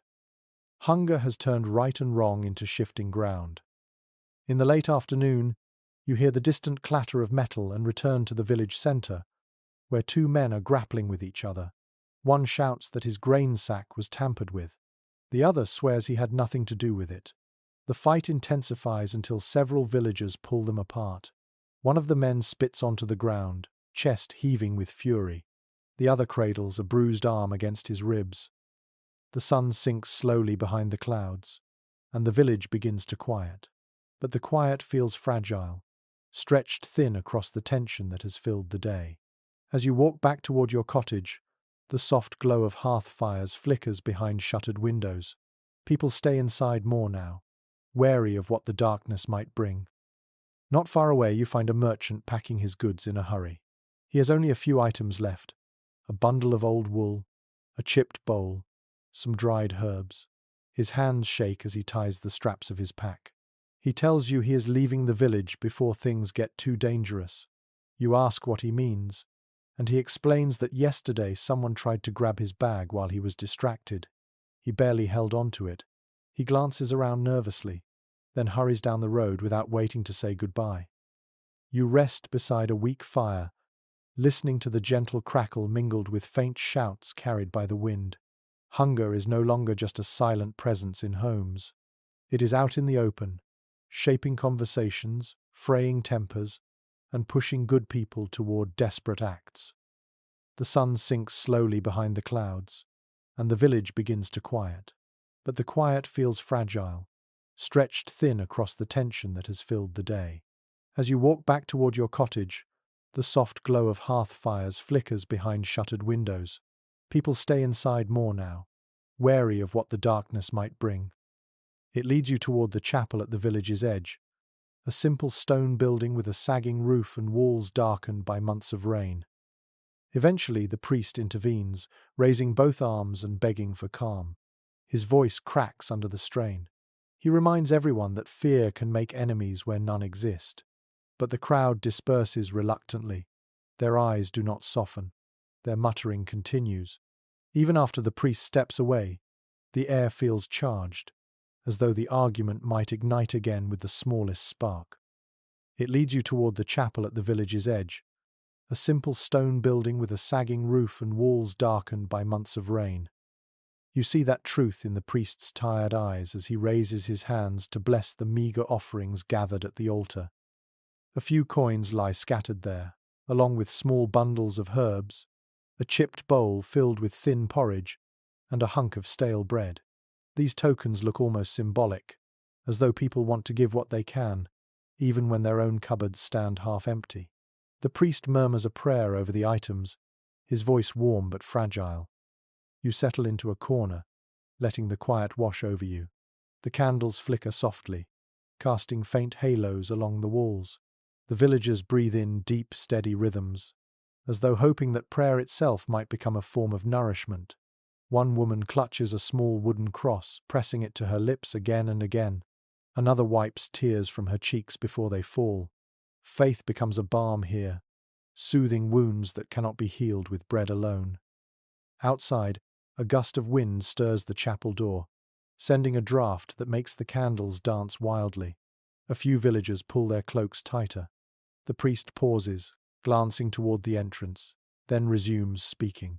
He talks of endurance, of compassion, of unity. His voice strains at moments, as if he is trying to convince himself of the same things he tells his flock. After the prayer, several villagers linger, hoping for counsel or comfort. One man kneels beside the priest and confesses that he snapped at his neighbor the day before. Hunger, he says, is making him unrecognizable. The priest listens patiently, nodding slowly, his fingers tracing the edge of his rosary. He assures the man that hardship reveals both shadows and strengths, and that forgiveness can still be found. A young mother approaches next. She asks whether the chapel has more barley left for the poor. Her voice wavers with hesitation. The priest hesitates too, and for a brief moment, sorrow darkens his expression. He explains gently that the chapel's granary stands nearly as empty as her own. He offers her a portion of the thin porridge from the altar. She accepts it with trembling gratitude. You follow her gaze toward the small chamber behind the altar where the granary door stands slightly ajar. You approach and peek inside. Your breath catches. Only a few sacks remain, each tied tightly with old rope. The scent of grain is faint, overwhelmed by the damp smell of stone. According to detailed entries in several monastic ledgers, churches often reduced their charity dramatically during the famine because their own stores could not keep pace with the rising need. You see that delicate balance here, the struggle between generosity and survival. Outside, a gust of wind stirs the chapel door, sending a draught that makes the candles dance wildly. A few villagers pull their cloaks tighter. The priest pauses, glancing toward the entrance, then resumes speaking. He talks of endurance, of compassion, of unity. His voice strains at moments, as if he is trying to convince himself of the same things he tells his flock. Witnessing this moment, you feel the complexity of that debate firsthand. As you approach, the faint glow of candlelight flickers through its narrow slits of windows. You push the old wooden door open and feel a wash of cool, incense-tinged air brush your face. Inside, the chapel smells of damp stone, wax, and something subtler, like hope that has been stretched thin but refuses to tear completely. Several villagers kneel on worn rush mats, their heads bowed, hands clasped tightly enough to turn knuckles white. She greets you softly and explains that the herbs are used to treat stomach cramps, fevers, and the weakness that follows days without proper meals. She works with careful hands, humming a quiet melody to steady herself. She also tells you that people have begun asking for more than herbs now. They ask for miracles. She looks down at the crushed leaves in her basket, then adds that faith must sometimes fill the gaps where remedies fail. Her voice carries the kind of gentle realism that comes only from witnessing both suffering and resilience. Back inside the chapel, a group of villagers gathers near a wooden chest filled with donated clothing. They sort through woolen shawls, threadbare tunics, and mended cloaks. Their movements are slow and respectful. In times like these, charity becomes both necessity and comfort. A woman lifts a patched cloak and presses it to her chest with relief. Another hands her child a small pair of mittens once worn by someone else's child. But the mood shifts when the priest announces that the chapel cannot host its usual weekly meal. A hush falls across the room. A few villagers bow their heads, others swallow hard. One man stares at the floor, jaw clenched. The priest explains that the stores simply cannot stretch any further. His words fall with the weight of finality. Back inside the chapel, a group of villagers gathers near a wooden chest filled with donated clothing. They sort through woolen shawls, threadbare tunics, and mended cloaks. Their movements are slow and respectful. In times like these, charity becomes both necessity and comfort. A woman lifts a patched cloak and presses it to her chest with relief. Another hands her child a small pair of mittens once worn by someone else's child. You can sense an undercurrent of frustration in the room. Not anger exactly, but the kind of quiet ache that spreads when even the places meant to provide sanctuary struggle to survive. A debate among modern historians still lingers over whether churches ultimately helped or hindered famine recovery. Some argue the clergy offered vital support.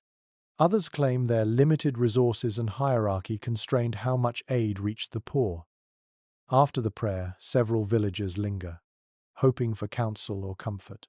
One man kneels beside the priest and confesses that he snapped at his neighbor the day before. Hunger, he says, is making him unrecognizable. The priest listens patiently, nodding slowly, his fingers tracing the edge of his rosary. He assures the man that hardship reveals both shadows and strengths, and that forgiveness can still be found. You step outside and breathe in the damp air. The bell hangs silent now. A few villagers walk home slowly, clutching whatever small comforts the chapel provided. Others linger by the doorway, exchanging worried glances. You head back toward the village, the faint glow of the chapel shrinking behind you. Its presence still offers a kind of fragile warmth, even as its walls strain beneath the weight of expectation. The world feels quieter tonight, but not calmer. Faith is holding, but just barely. And as you return to the muddy path, you understand that even sacred places are not immune to the long reach of hunger. You wake to the low moan of wind sliding across the rooftops, a sound that seeps into your ears before your eyes even open. When you step outside, the world feels colder, harder. The sky hangs low and swollen with a kind of restless menace, as though it is deciding which punishment to deliver next: rain, wind, or something heavier. Today, the weather becomes a character of its own, shaping every choice people make, and reminding you just how small the village feels under the weight of the changing climate. The path beneath your feet squishes with each step, saturated beyond anything soil should endure. A sharp gust whips your cloak sideways, sending droplets from the thatched roofs into your face. You blink them away and move toward the fields, drawn by the distant groans of bending trees. As you approach the open land, the horizon reveals its scars. What once held neat rows of wheat now stretches out like a wet, tattered canvas. Pools of standing water shimmer under the grey light. Fences lean at odd angles where the soil has shifted beneath them. Several villagers stand ankle-deep in mud, trying to reinforce barriers built in haste weeks ago. Their hands tremble with cold as they hammer wooden stakes into the ground. One man curses softly as a stake sinks sideways instead of standing firm. He wipes his brow but only succeeds in smearing mud across his forehead. According to a series of early 14th century climate chronicles, storms during these years grew increasingly violent, often arriving without warning and wreaking havoc on farmland already pushed to its limits. You watch that truth unfold in real time as dark clouds churn above you. A sudden crack of thunder startles a flock of crows from a nearby copse of trees. They scatter in a chaotic burst of wings, cawing like omens as they vanish into the sky. A woman beside you mutters a quick prayer under her breath. She clutches her shawl more tightly, trying to keep the wind from ripping it away. Her hair whips around her face, and she squints toward the horizon, where the dark mass of another storm begins to gather. You walk toward the riverbank next, curious about the sound of rushing water. The river, usually calm and narrow, has swollen into a raging force. Its surface churns with a frothy violence, slamming branches and debris against its banks. The wooden footbridge nearby tilts precariously, half submerged. Two young men stand on the bank, arguing about whether they should attempt repairs. One insists the bridge can be saved. The other shakes his head, pointing out that the water rises higher each day. Their voices rise and fall with the wind, carried off before their words even reach the trees behind them. The air thickens as the storm draws closer. A harsh whistling begins along the tops of the reeds, followed by a heavy splatter of rain. You lift your head and feel the first drops hit your skin like cold taps. Within moments, the gentle tapping becomes a steady onslaught. The villagers scatter for shelter, cloaks billowing as they hurry toward barns or cottages. You take refuge beneath a half-collapsed shed near the fields. Rain slams against the roof, dripping through seams and forming small rivulets at your feet. The storm grows in strength, pounding the land with a relentless rhythm. Sheets of water blur the landscape into smudged silhouettes. The sound is immense, like distant drums beating against the earth. It is easy to understand why so many medieval communities interpreted weather as divine anger. A few surviving homilies from the era speak of storms that people believed were tests, punishments, or warnings. You watch through the cracks as lightning forks across the sky, its electric glow illuminating the drenched fields. With each flash, you catch glimpses of villagers running, clutching baskets or tools. The wind howls as though it wants to tear the roofs off the cottages. You hear a child crying somewhere nearby, her voice thin and panicked. A parent hushes her, though their own fear is clear in the shaking tone. The storm eventually begins to ease. The rain softens, shifting from a pounding assault to a steady drizzle. You step back onto the open path, blinking against the mist. Villagers slowly emerge from their shelters, faces drawn and pale.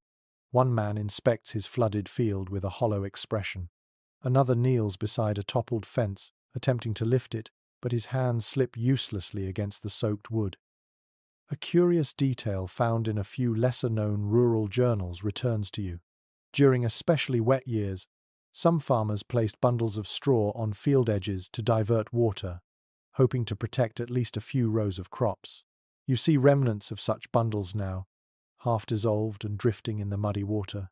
Their once golden strands now look grey and defeated. As you walk through the village centre, the damage becomes more apparent. Barrels have floated from their positions.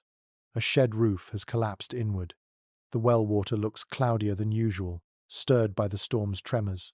People inspect everything with anxious precision, checking for cracks, leaks, and signs of deeper problems. A few villagers stand in a small group, whispering urgently. Their words carry faint hints of larger fears. One mentions that bigger storms might be coming. Another says that in a nearby town, the river washed away 2 houses completely. A disagreement lingers in academic circles about whether these storms were part of a longer climate shift or a sudden series of extreme events. Walking among the broken fences and trembling trees, you sense the confusion of that era. People do not understand why the weather has turned so harsh, so unpredictable. They only know they must endure it. You continue your walk until the sky brightens slightly. The rain stops at last, leaving the village wrapped in a cold silence. You pass a cottage where a family gathers outside to assess the damage. The mother holds a piece of dripping thatch in her hands, shaking her head slowly. The father examines a cracked beam with a frown deep enough to match the weathered lines on his forehead.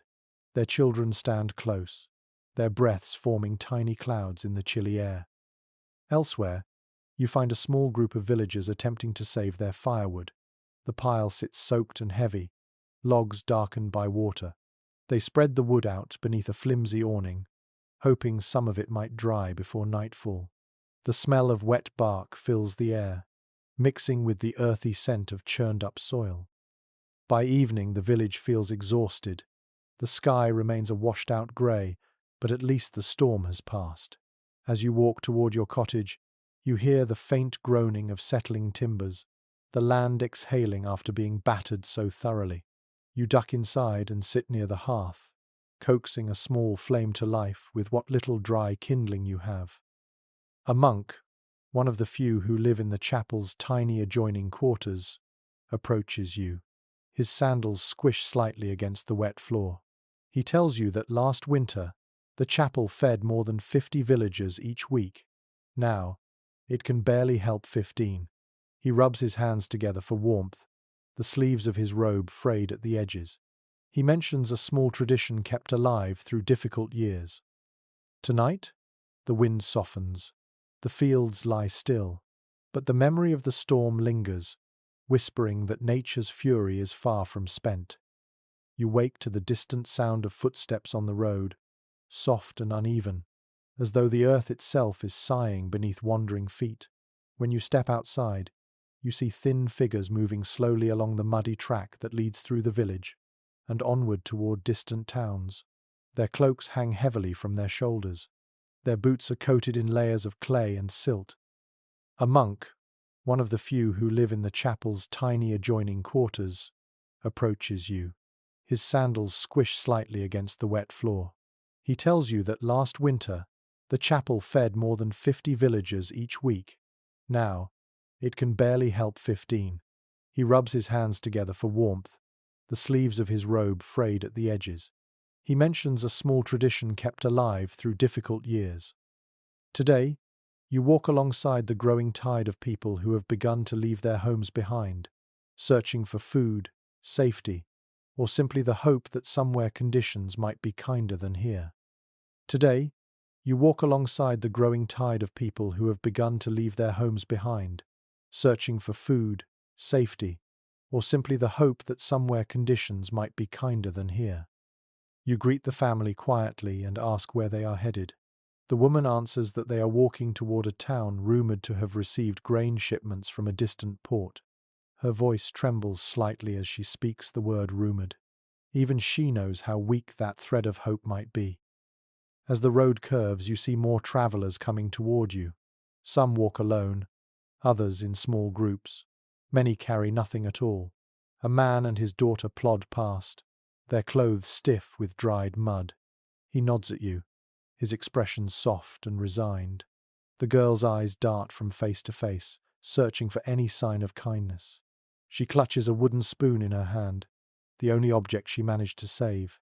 Its handle is worn smooth, a reminder of better meals and a different life. You drift toward a small clearing beside the road where a group has stopped to rest.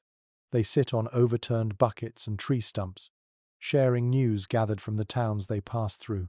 One man says that in the south, grain is guarded so fiercely that even approaching the granaries risks punishment. Another claims that a northern village is handing out small portions of dried beans to anyone able to contribute labor. Their stories clash like uncertain waves, each one carrying the weight of both fear and hope. You notice a woman warming her hands over a small fire. She explains that her village lost half its livestock to sickness, and with no seed left to plant next spring, they had no choice but to leave. She offers you a piece of roasted root, shriveled and barely edible. You accept it gratefully, touched by her generosity. A soft smile flickers across her lips, as though sharing something restores a bit of humanity in a world that feels increasingly stripped of it. A curious survival practice mentioned in a few scattered merchant journals drifts through your mind. Some wandering families tied bits of bright cloth to their staffs or carts to help them identify one another if separated on long and crowded roads. You see such scraps now, fluttering weakly in the breeze, faded ribbons of identity amid the endless mud. Farther along, you encounter a group of young men walking with brisk steps. They carry no belongings except flasks, slung across their chests. They tell you they are searching for work, hoping to find a lord in need of extra hands. Their optimism feels slightly forced. One admits that they have already visited 3 estates, all of which turn them away.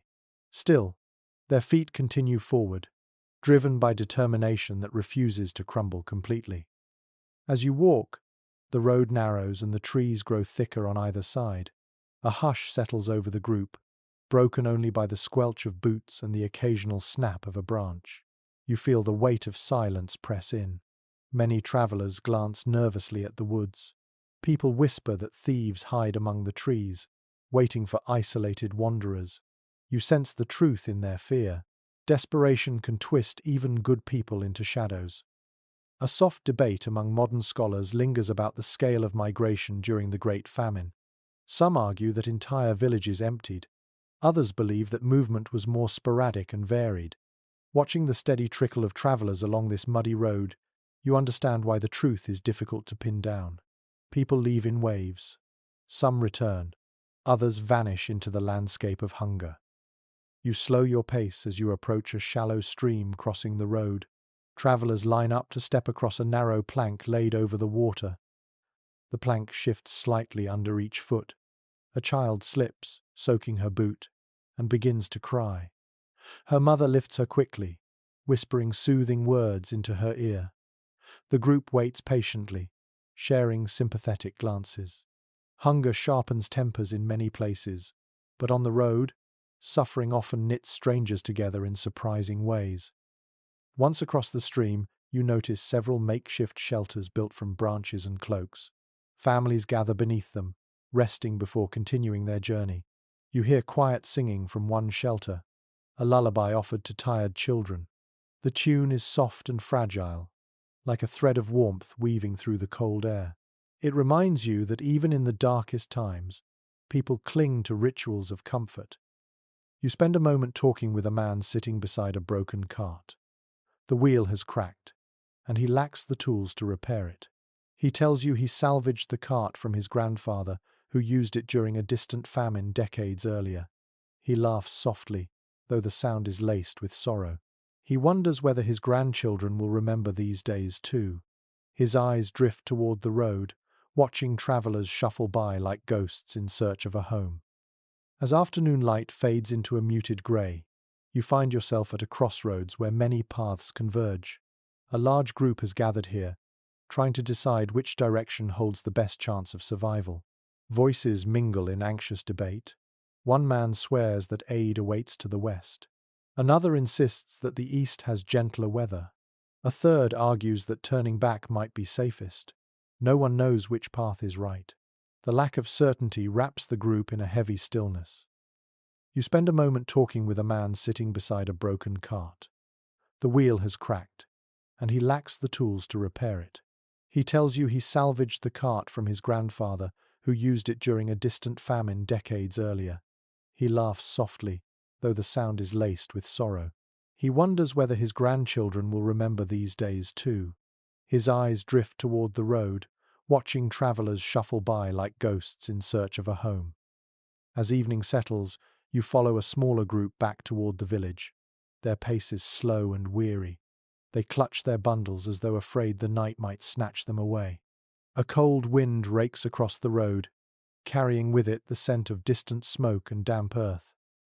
When you finally return, the village feels strangely empty, as though part of its spirit has walked away with the travelers. You step inside your cottage, light a small candle, and sit quietly. The migrating footsteps still echo in your mind, carrying stories of hope, fear, rumor, and need.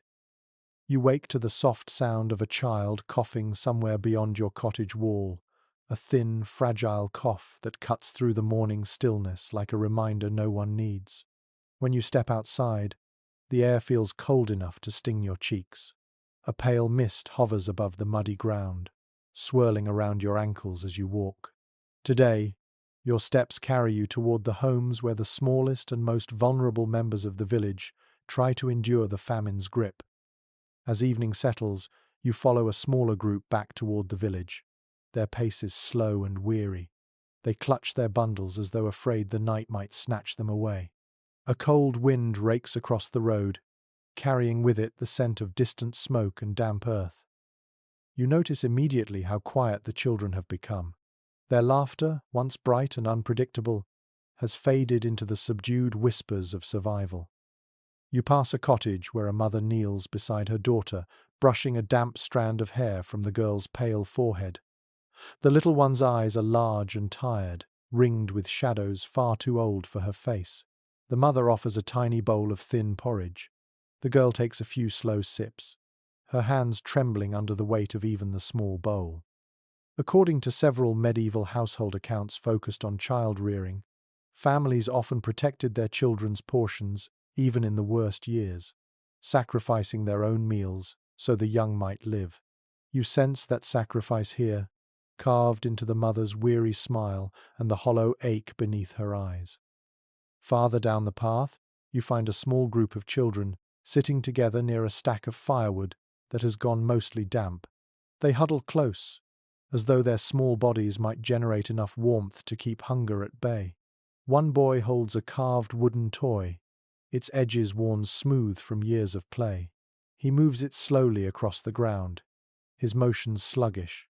A girl beside him watches without speaking, too tired even to pretend interest. The world has squeezed the joy from their games, leaving only the faint outlines of childhood behind. A curious detail mentioned in a few surviving educational manuscripts surfaces in your thoughts. Teachers observed that during the famine, children's attention spans shortened, and many struggled to learn simple lessons because hunger clouded their minds. You see echoes of that truth when a father tries to teach his son how to tie a snare. The boy nods mechanically, eyes unfocused, fingers fumbling with the rope.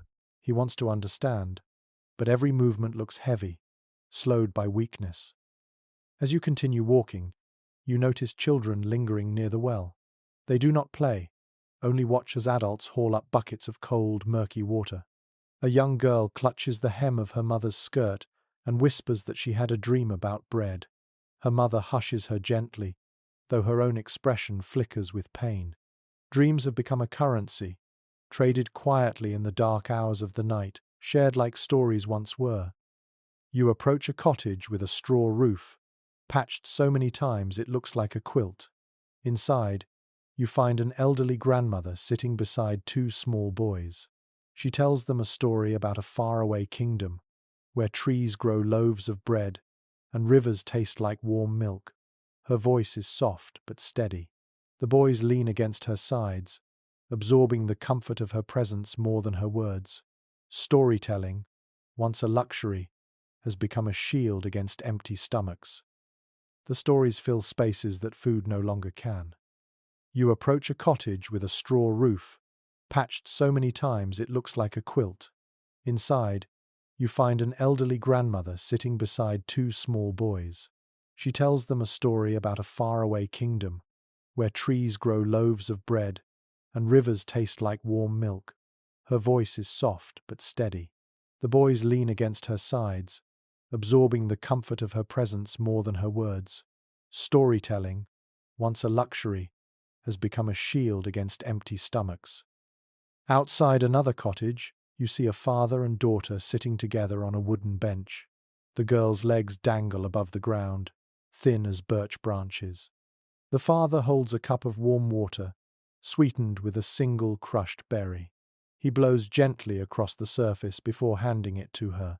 She thanks him with a faint smile that glimmers like a timid candle flame.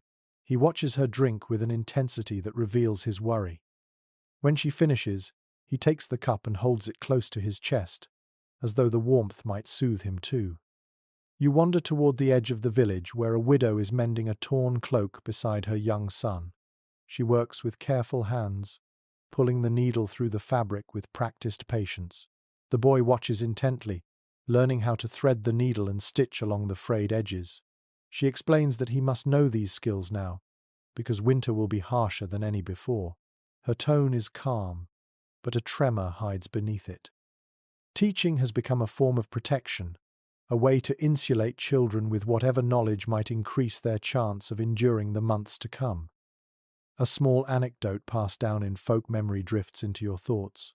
During times of severe hunger, some parents created comfort bundles for their children.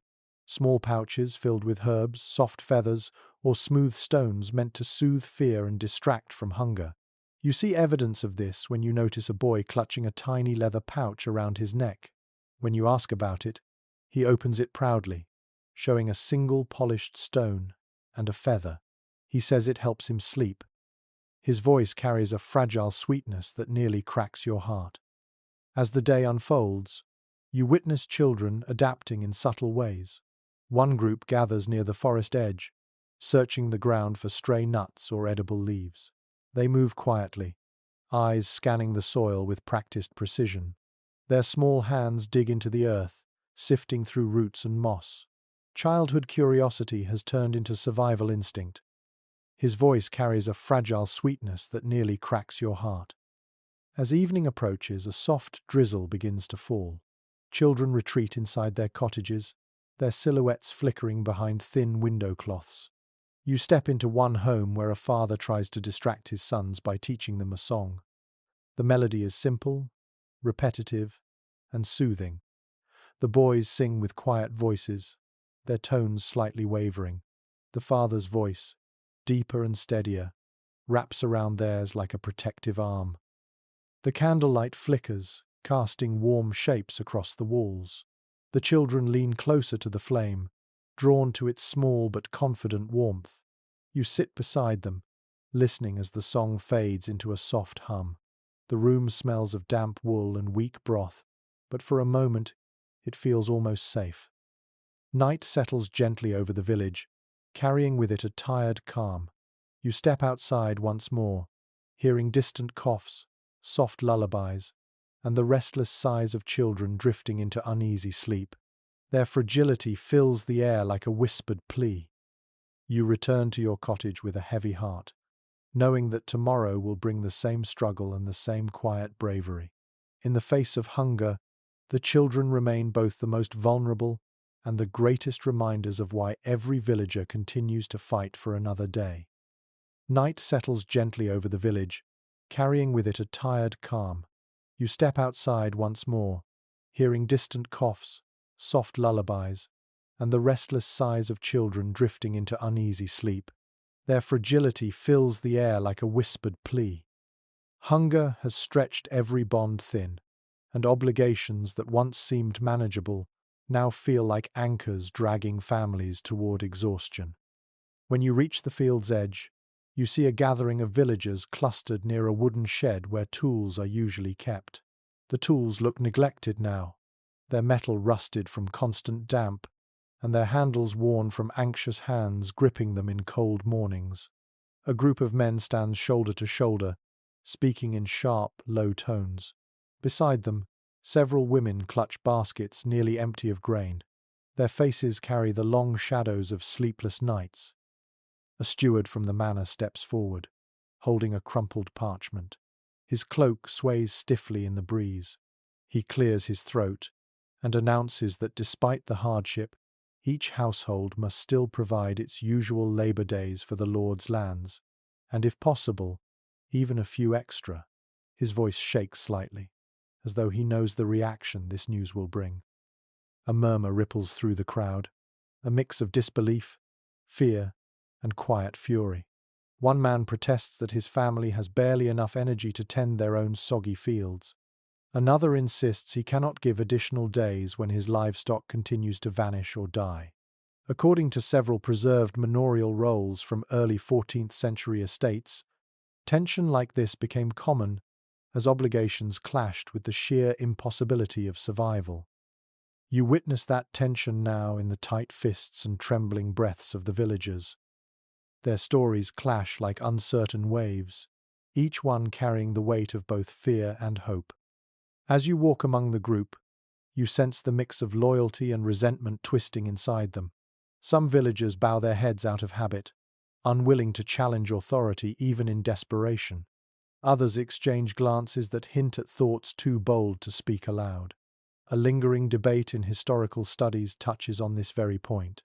Some researchers argue that the famine weakened feudal bonds dramatically. Others claim that despite suffering, most communities still clung to the old order. Standing here, you can feel both truths alive at once. You wander toward the manor boundary, where a small group of labourers works reluctantly at the Lord's grain stores.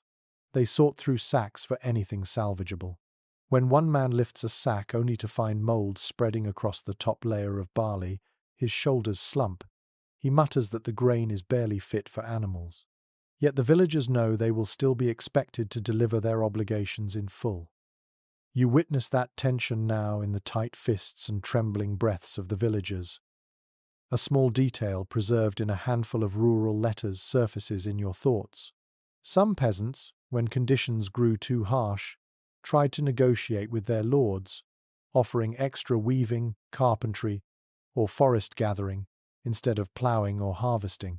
You see evidence of such substitutions here. A basket of poorly woven mats lies near the shed door, the weaver having worked late into the night to fulfill an alternative duty. Each mat looks rushed, its edges frayed, but it represents the villagers' attempt to meet expectations they cannot fully satisfy. Standing here, you can feel both truths alive at once. A small detail preserved in a handful of rural letters surfaces in your thoughts. Some peasants, when conditions grew too harsh, tried to negotiate with their lords, offering extra weaving, carpentry, or forest gathering instead of ploughing or harvesting. You see evidence of such substitutions here. A basket of poorly woven mats lies near the shed door, the weaver having worked late into the night to fulfill an alternative duty. A small detail preserved in a handful of rural letters surfaces in your thoughts. Some peasants, when conditions grew too harsh, tried to negotiate with their lords, offering extra weaving, carpentry, or forest gathering instead of ploughing or harvesting. You see evidence of such substitutions here. A basket of poorly woven mats lies near the shed door, the weaver having worked late into the night to fulfill an alternative duty. Each mat looks rushed, its edges frayed, but it represents the villagers' attempt to meet expectations they cannot fully satisfy. You follow a small path toward the Lord's fields. They stretch out in long, soggy rows that look no more promising than the villagers' plots. Several peasants attempt to clear drainage channels, but each scoop of mud fills with water almost immediately. A woman uses her sleeve to wipe sweat and rain from her brow as she works. She glances at you, giving a tired smile. She jokes that perhaps the sky should pay labor dues this year. Her joke fades into the wind without a laugh. You make your way back toward the village, where the mood is thick with resignation. The obligations have not disappeared. They remain, woven into the structure of life like threads that cannot be removed without unraveling the entire cloth. Yet hunger has made every thread tighter, harsher.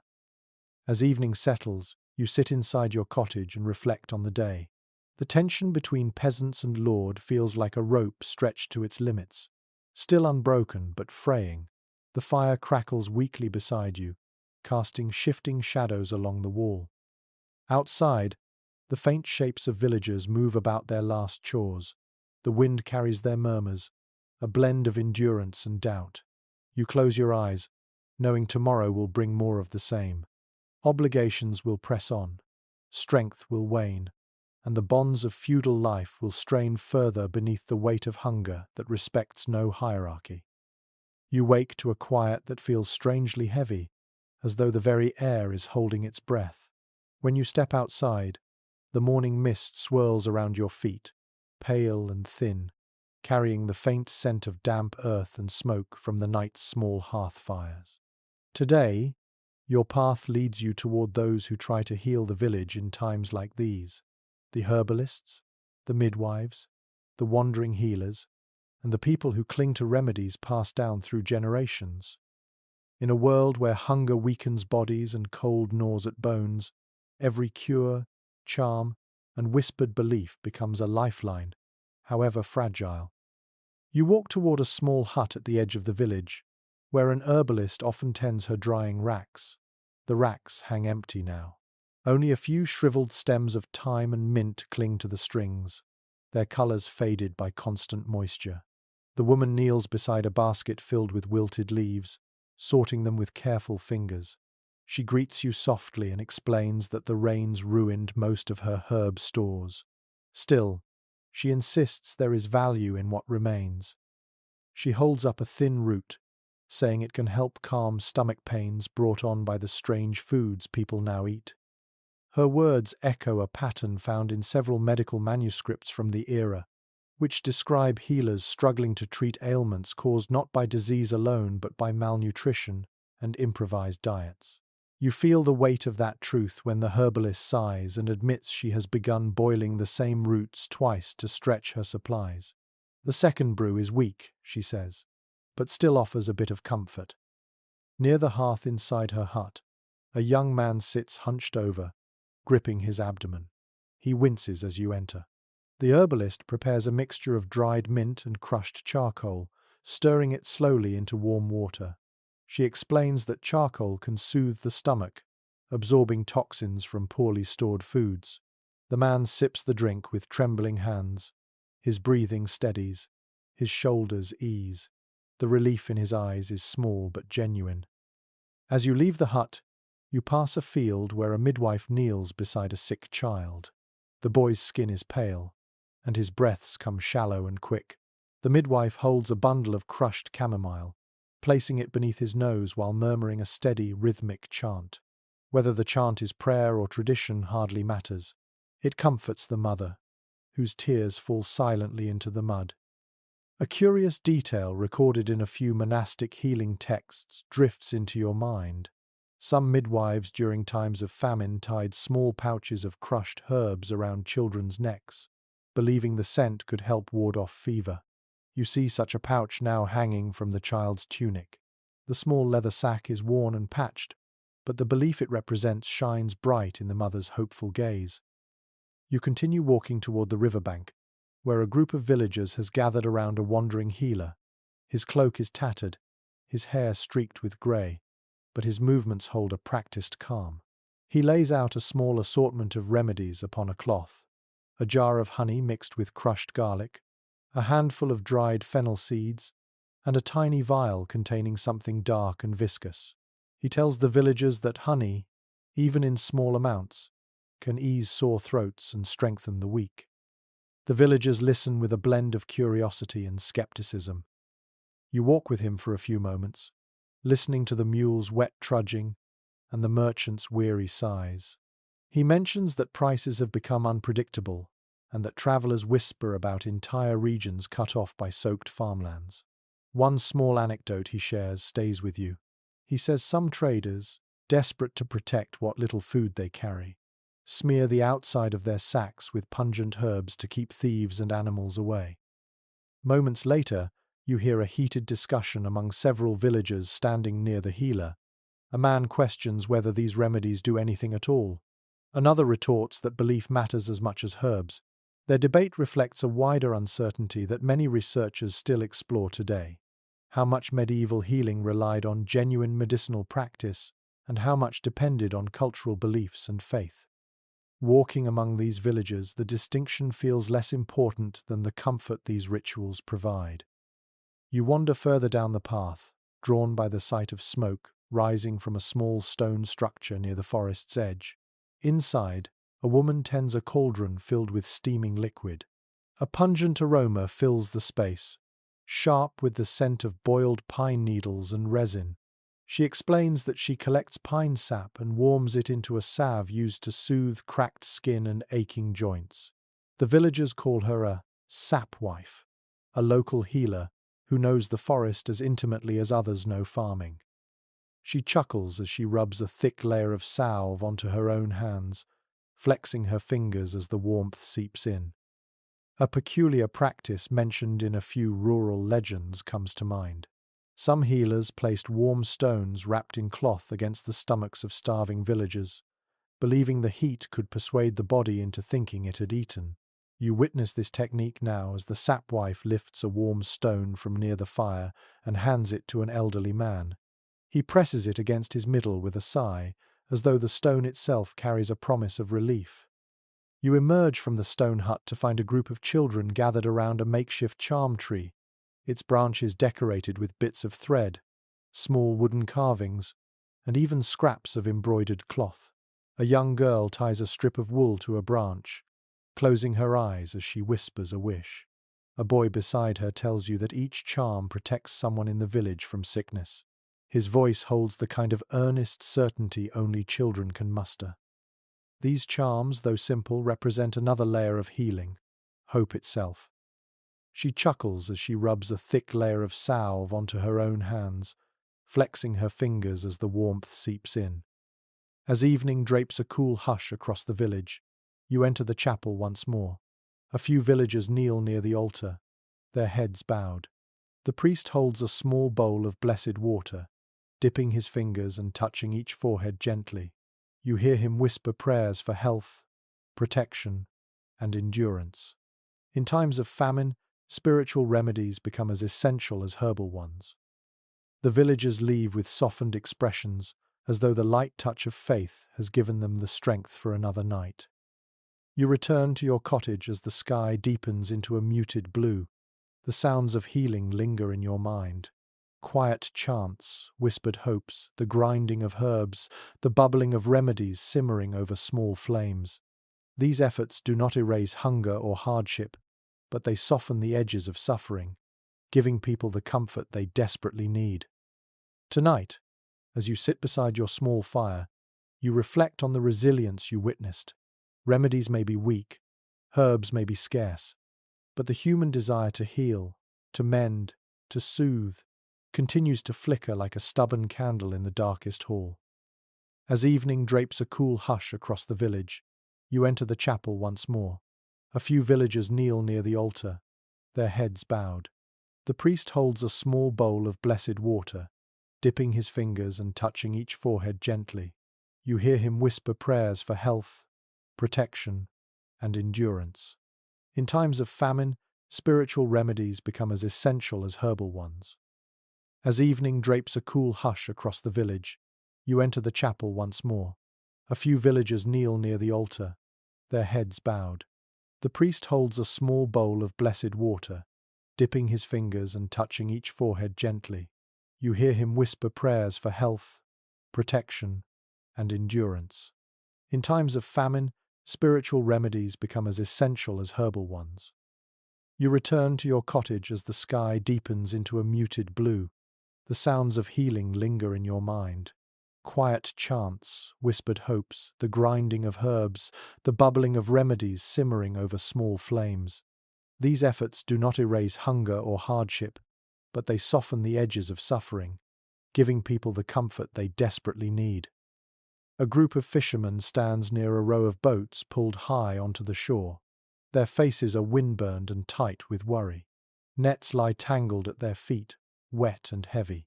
One fisherman shakes the rope of a net free, cursing softly as he finds another rip along its length. He explains that storms have made sailing dangerous for months. According to several coastal parish notes from the period, bad weather during the famine years often destroyed boats faster than communities could repair them.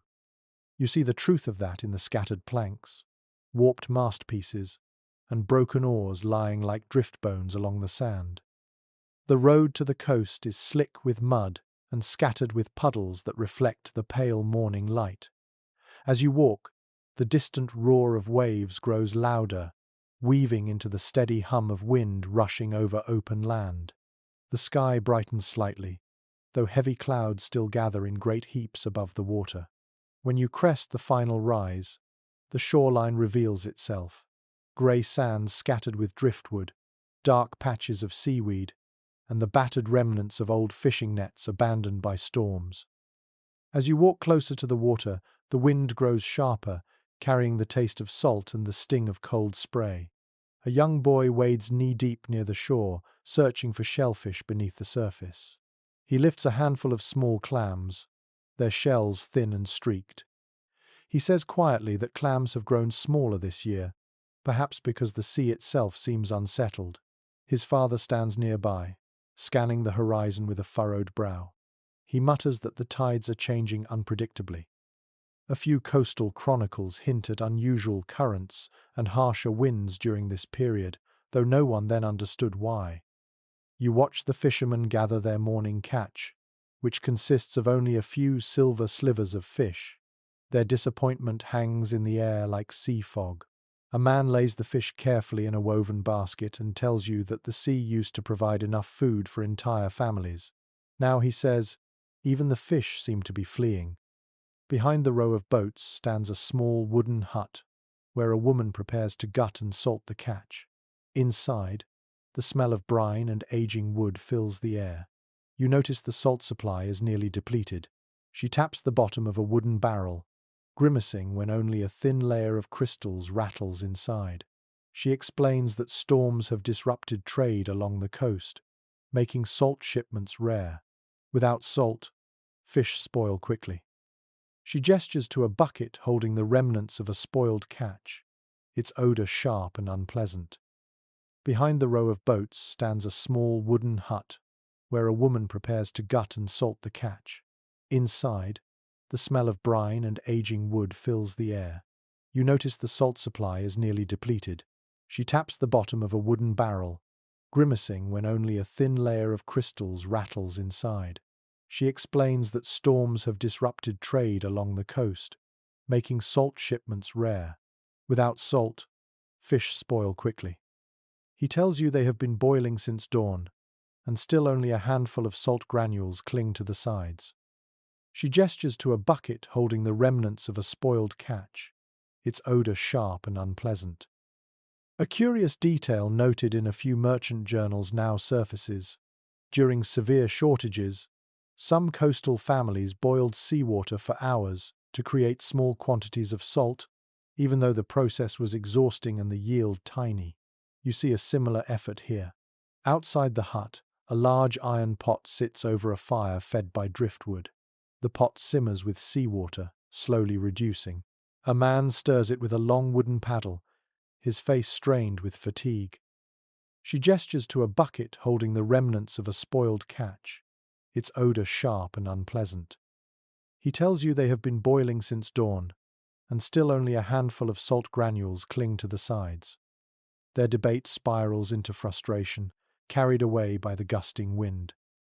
Beyond the cottages, you find a group of children searching the tide pools. They poke sticks into the water, hoping to find small crabs or edible snails. Their movements are slow, almost ceremonial. They cheer softly when one child lifts a small crab from the rocks. The crab waves its claws weakly before being placed carefully into a basket. Even the sea's smallest offerings have become precious. A question that historians still examine revolves around just how much the famine affected coastal regions compared to inland settlements. Some argue coastal communities fared better due to access to fish and trade. Others claim storms and maritime disruption made the coast just as vulnerable. As you stand in this wind-swept village, you sense the complexity of that debate. The sea offers opportunity, yet snatches it away with equal force. As you move farther along the shoreline, the wind grows wilder. Waves crash against the rocks with a force that rattles your bones.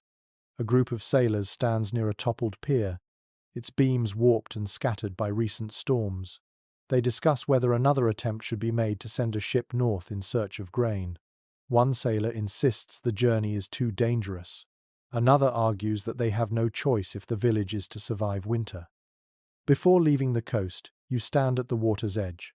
Waves lap at your boots, cold and insistent. The horizon looks vast and indifferent, stretching beyond your sight.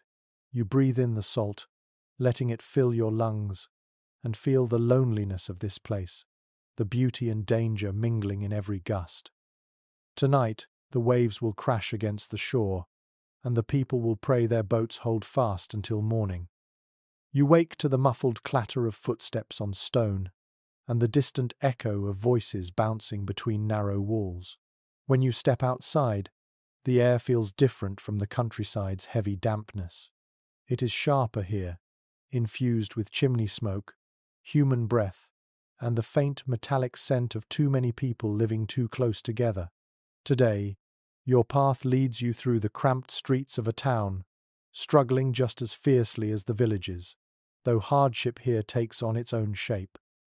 A question that historians still examine revolves around just how much the famine affected coastal regions compared to inland settlements. Some argue coastal communities fared better due to access to fish and trade. Others claim storms and maritime disruption made the coast just as vulnerable. As you stand in this wind-swept village, you sense the complexity of that debate. The sea offers opportunity, yet snatches it away with equal force. You enter through a low stone archway that opens into a winding street, barely wide enough for two carts to pass. The cobblestones are slick with mud, and refuse washed in by last night's rain. People move carefully, stepping around puddles and debris. Children shuffle along the edges, their eyes scanning the ground for anything lost or discarded. A boy picks up a broken wooden spoon with the eagerness of someone who has found treasure. Hunger transforms urban life into a patchwork of misery and surprising bursts of ingenuity. A loaf of bread sits on a merchant's stall, but it has grown so hard that he must strike it with a mallet to break off pieces. He offers you a small chunk for an outrageous price. When you ask who buys such bread, he shrugs and says people soften it by boiling it with water until it becomes a kind of gluey mush. Even in this state, it sells faster than he can supply it. According to several fragments of municipal records from this period, towns often suffered as much as rural settlements, partly because so many mouths depended on trade. You witness that struggle immediately. A line forms outside a communal bakehouse where the city council has taken control of grain distribution. The crowd shifts uneasily, anxious for their portion. Guards with tired eyes stand nearby, clutching wooden staves more for deterrence than defense. You watch the fishermen gather their morning catch, which consists of only a few silver slivers of fish. Their disappointment hangs in the air like sea fog. A man lays the fish carefully in a woven basket and tells you that the sea used to provide enough food for entire families. Now, he says, even the fish seem to be fleeing. You watch the fishermen gather their morning catch, which consists of only a few silver slivers of fish. Their disappointment hangs in the air like sea fog. A man lays the fish carefully in a woven basket and tells you that the sea used to provide enough food for entire families. Now, he says, even the fish seem to be fleeing. You emerge onto a small square where people gather around a makeshift soup stall. The broth is thin, more water than sustenance, but the line stretches long. A mother holds her child close as she waits her turn. The child nuzzles into her shoulder, eyes drooping. The mother strokes his hair, whispering a story about warm porridge to keep him calm. You watch her face carefully as she repeats the tale with a soft smile masking her fear. Even in famine years, urban artisans often repurposed waste, turning refuse into tools or trinkets that could still fetch a bit of food or coin. As you continue, you reach a row of tall, cramped houses leaning slightly inward, as if exhausted by holding themselves upright. Laundry hangs from upper windows, dripping rainwater onto the street. A faint argument drifts down from one of the open shutters. You hear a couple debating whether to sell their last blanket for a sack of beans. Their voices rise, then soften. Eventually the window closes, shutting in their struggle. Down another alley, you find a gathering of apprentices and labourers warming their hands near a brazier. They trade rumours in quick whispers. One says a shipment of grain is coming from a distant region. Another insists the roads are too damaged for any caravan to survive the journey. A third swears he saw guards eating meat from the Lord's stores. Their stories clash and mingle, offering more confusion than truth. A soft question lingers among researchers studying these years, whether townspeople adapted more quickly to scarcity due to their trade networks, or whether their dense populations made famine harsher. Watching the faces around you, the uncertainty feels justified. The town hums with both desperation and defiant creativity. You turn a corner and stumble upon a group of children gathered around a musician plucking a battered lute. The strings are slightly out of tune, but the melody he plays is bright and lively. The children sway and hum along, forgetting hunger for a moment. The musician smiles at them, though his cheeks are hollow. When his song ends, a few children place tiny gifts into his hat. A smooth stone, a braided string, a wilted flower. He accepts each gift with solemn gratitude. Nearby, a group of older women scrub pots in a communal washing area. They murmur about a neighbor who collapsed yesterday from exhaustion. They worry about the cold nights ahead. One woman shows you a jar of salve made from animal fat and herbs. She says it helps ease swollen joints and cracked hands. She gives it freely to anyone who asks. You sense the quiet generosity woven through her gesture, a small defiance against the famine's cruelty. Farther down the main street, you encounter a gathering of town officials meeting beneath a wooden awning. They discuss rationing, price control, and how to handle thefts that have risen in recent weeks. Their tones vary, some stern, some weary, some defeated. Their decisions will shape the survival of hundreds, yet none of them seem confident. They talk about issuing tokens for bread, increasing patrols, possibly reopening abandoned granaries if repairs can be made. Farther down the main street, you encounter a gathering of town officials meeting beneath a wooden awning. They discuss rationing, price control, and how to handle thefts that have risen in recent weeks. Their tones vary, some stern, some weary, some defeated. Their decisions will shape the survival of hundreds, yet none of them seem confident. They talk about issuing tokens for bread, increasing patrols, possibly reopening abandoned granaries if repairs can be made. As the sun dips behind the rooftops, lanterns flicker to life along the streets. Their warm glow softens the hard edges of the day. You watch shopkeepers close their shutters. You see children coaxed indoors. Dogs curl beside doorways, sniffing the air for scraps. The town quiets, though not entirely. Somewhere a baby cries. Somewhere a pot bubbles. Somewhere two neighbors argue over whose turn it is to fetch water in the morning. By mid-morning, the constable asks anyone with information to meet him inside the old storehouse. You follow the group inside. The room smells of damp wood and straw. A young man sits on a stool, his wrists loosely bound before him. He stares at the floor with red-rimmed eyes. His clothes are torn, his boots caked in mud. Several villagers whisper that he was seen leaving the granary area too quickly. He insists he was simply searching for his lost dog. His voice cracks when he speaks. When you finally make your way back into the cool evening air, the sky has darkened to a deep, muted blue.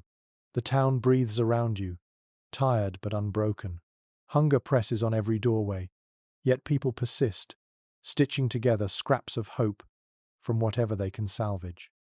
You return to your cottage with a quiet ache in your chest, thinking of the children gathered around the musician, the artisans reshaping waste, the women offering salve, the men debating how to save their community. Tonight, the town settles into uneasy sleep, its narrow streets carrying both suffering and surprising sparks of resilience. You wake to a muffled clanging that reverberates through the morning fog, a metallic rhythm that feels out of place in the stillness. When you step outside, the village seems unusually alert. Doors open earlier than usual. People gather in cautious clusters, whispering in tight circles. Today, the unspoken truth becomes painfully clear. When hunger deepens, the boundaries of justice shift, and the world grows uncertain. Farther down the main street, you encounter a gathering of town officials meeting beneath a wooden awning. They discuss rationing, price control, and how to handle thefts that have risen in recent weeks. Their tones vary, some stern, some weary, some defeated. Their decisions will shape the survival of hundreds, yet none of them seem confident. They talk about issuing tokens for bread, increasing patrols, possibly reopening abandoned granaries if repairs can be made.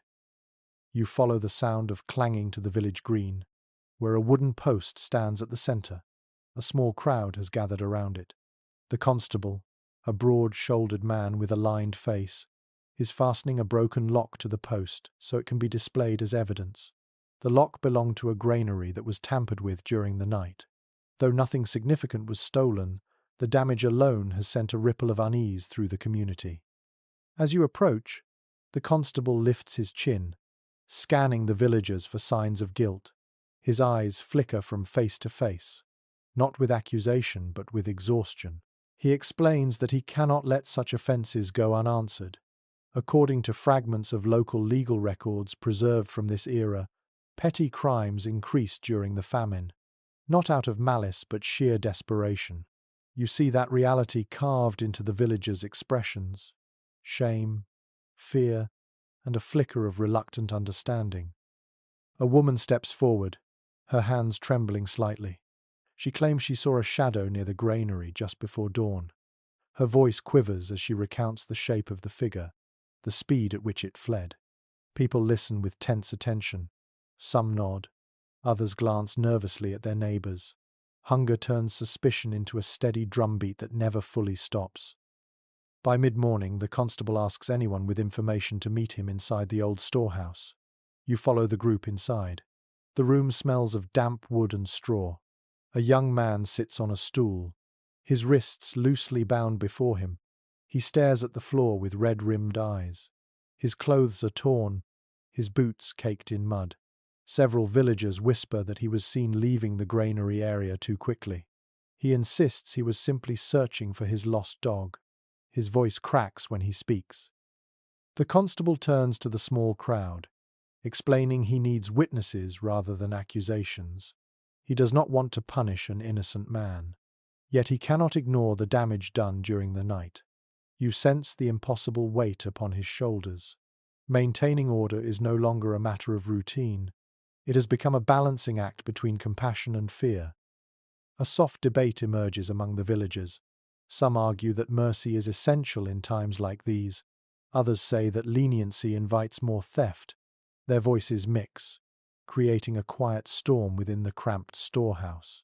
A lingering scholarly discussion touches on this very tension, whether famine weakens social cohesion or strengthens community bonds.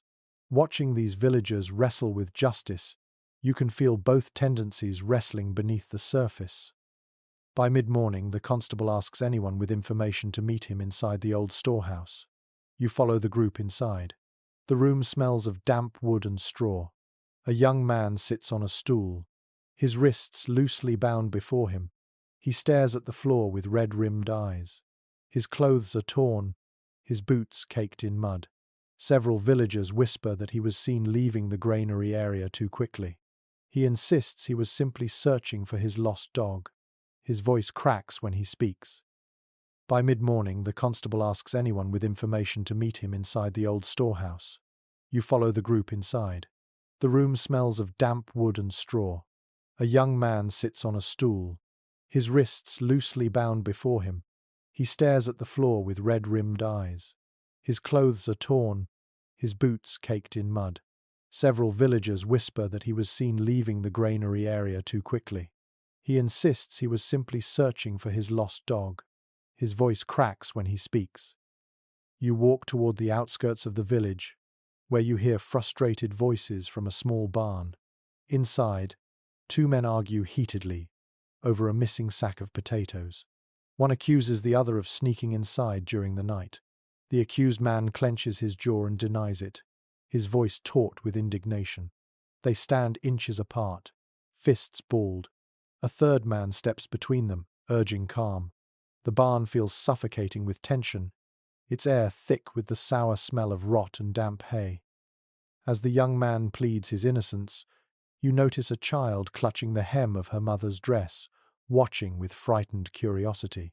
Her mother pulls her close, murmuring that sometimes people do bad things because they are hungry, not because they are evil. The child nods slowly, processing the idea. It is a hard lesson for such small shoulders. Later, you pass a group of women carrying baskets to the communal oven. One woman explains that they must bake together now, so no one is accused of hoarding flour. She adds that this arrangement helps prevent misunderstandings, though it also means everyone's eyes are on everyone else. You hear the strain in her voice. Shared labor offers protection, yet it also strips away privacy and trust. He tells you that last night they heard footsteps circling the well shed. but no one was found. Whether the footsteps were real or imagined matters less than the fear they stirred. Later, you pass a group of women carrying baskets to the communal oven. One woman explains that they must bake together now, so no one is accused of hoarding flour. She adds that this arrangement helps prevent misunderstandings, though it also means everyone's eyes are on everyone else. You hear the strain in her voice. Shared labor offers protection, yet it also strips away privacy and trust. As evening falls, the constable makes his final rounds. He stops to speak with families, checking that their doors close properly, reminding them to keep lanterns lit and to call for help if needed. His voice softens each time he speaks to a child. Perhaps he remembers that justice is not only about punishment, but about reassurance, especially during nights when shadows feel too alive. The constable arrives, calming the crowd with a firm voice. He asks the merchant whether he counted the baskets carefully. The merchant hesitates, then admits he may have miscounted during the rush of morning trade. The tension eases, but only slightly. The merchant still glowers. The boys still tremble. Nothing is resolved fully. Everything simply settles like dust, waiting to be stirred again. As the afternoon deepens, you visit the manor edge, where the Lord's guards keep watch over the estate's granary. They stand stiffly beside the wooden structure, spears in hand. Their expressions are stern, though you catch glimpses of worry behind their rigid posture. Even they are not immune to hunger's slow erosion. One guard quietly admits that he gave half his ration to his infant son last night. He says it with a mixture of pride and pain. A quiet question occasionally raised among researchers lingers in your thoughts.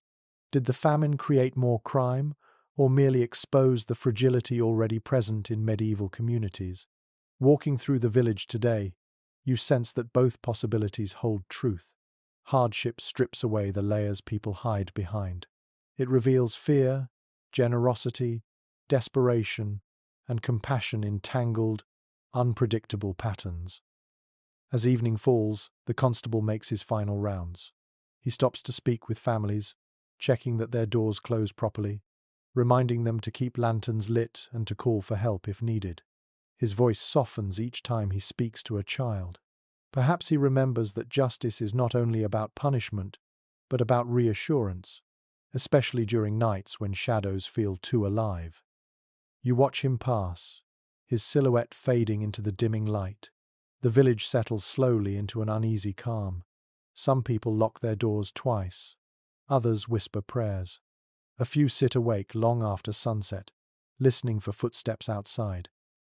When you return to your cottage, the air feels heavy with all you witnessed. Fear and kindness walked side by side today, tangled like vines on an old wall. Hunger presses people toward choices they never imagined, and those tasked with keeping peace must navigate a world where every decision carries weight. Tonight, the village sleeps lightly, aware that darkness carries both danger and the hope that morning might bring steadier ground. You wake to the faint creak of wagon wheels drifting through the morning haze, a sound that stirs a quiet curiosity inside you. When you step outside, the sky glows with a pale, milky light that makes the world feel suspended between night and day. Today, the village feels expectant. People stand near their doorways, eyes fixed on the road, waiting for travelers who carry what everyone now craves: news. In these years of hardship, stories travel farther than grain, and rumors spread faster than sunlight across wet fields. You walk toward the crossroads where a small group has gathered. A peddler has just arrived, leading a weary donkey weighed down by a patchwork of bundles. His cloak is torn at the edges, his boots caked with layers of mud from dozens of villages. He greets the crowd with a tired smile, promising stories if not supplies. The villagers lean closer. Their hunger for information nearly equals their hunger for food. His stories blend weather, faith, and hardship into a tapestry that leaves listeners unsure where fact ends and symbolism begins.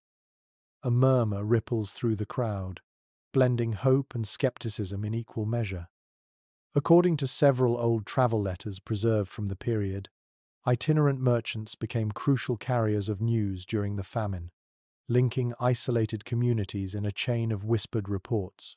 You witness this truth as the peddler clears his throat dramatically and begins speaking. He tells of a town to the south, where people claimed the rains finally eased. He says a trading ship managed to reach port there with sacks of grain, though no one knows how long the supply will last.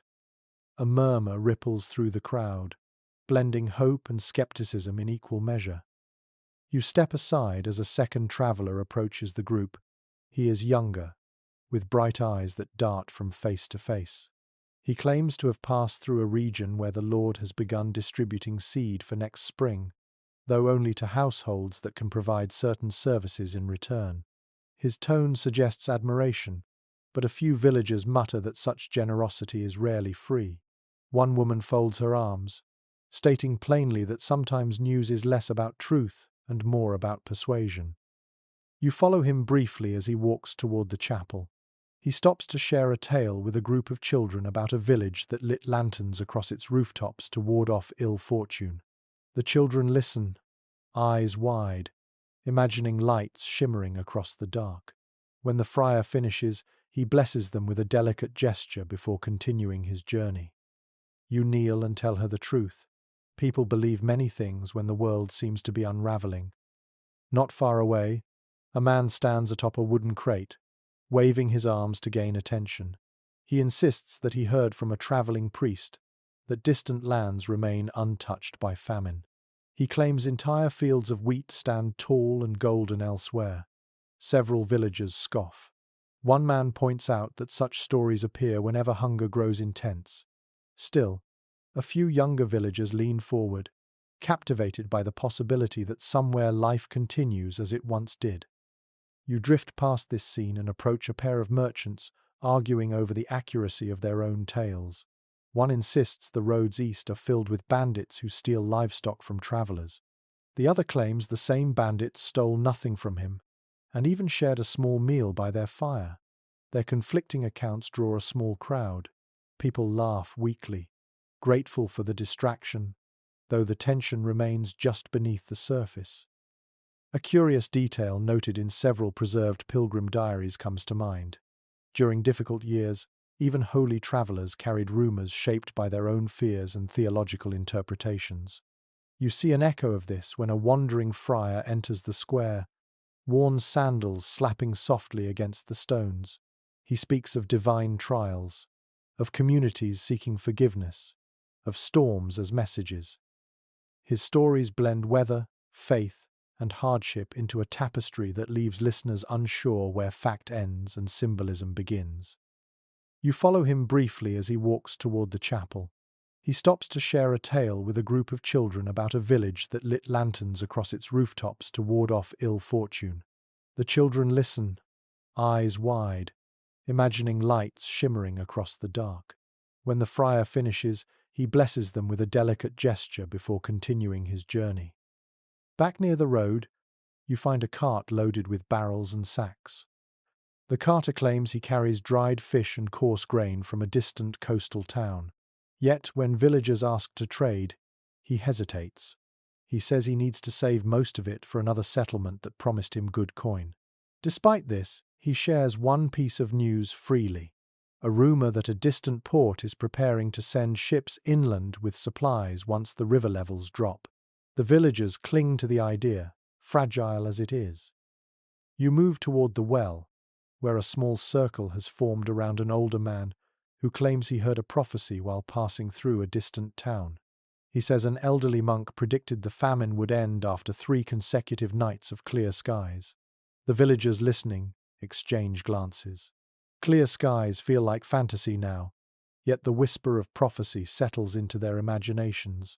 A young girl tugs at your sleeve and asks whether you believe such things. Every tale you hear feels simultaneously real and unreal, like smoke shifting in the air. The villagers weigh each story carefully. Hope is precious, but misplaced hope can be a heavy burden. As the sun dips behind the hills, a final traveler arrives, a tired man wrapped in a ragged cloak. His voice is raspy, worn from days on the road. He tells the crowd that a distant monastery has begun giving out alms again after receiving a rare shipment of preserved beans. His announcement draws a hush. No one cheers. Instead, they breathe out slowly, as though afraid their breath might break the fragile possibility that good news could be true. As night descends, you sit near your small fire inside the cottage. You replay the voices you heard today, the conflicting tales, the sparks of hope, the threads of fear. Travelers' words weave the fabric of how people understand their world, especially when the world feels out of control. You move toward the well, where a small circle has formed around an older man who claims he heard a prophecy while passing through a distant town. He says an elderly monk predicted the famine would end after 3 consecutive nights of clear skies. The villagers listening exchange glances. Clear skies feel like fantasy now, yet the whisper of prophecy settles into their imaginations. A young girl tugs at your sleeve and asks whether you believe such things. Tonight, the village settles into sleep, with stories swirling through dreams. Rumors are fragile, shifting, and uncertain. Yet for now, they fill the silence and guide weary hearts through the dark. You wake to a silence so gentle it feels almost unnatural, as though the world is holding its breath before revealing something it has kept hidden for far too long.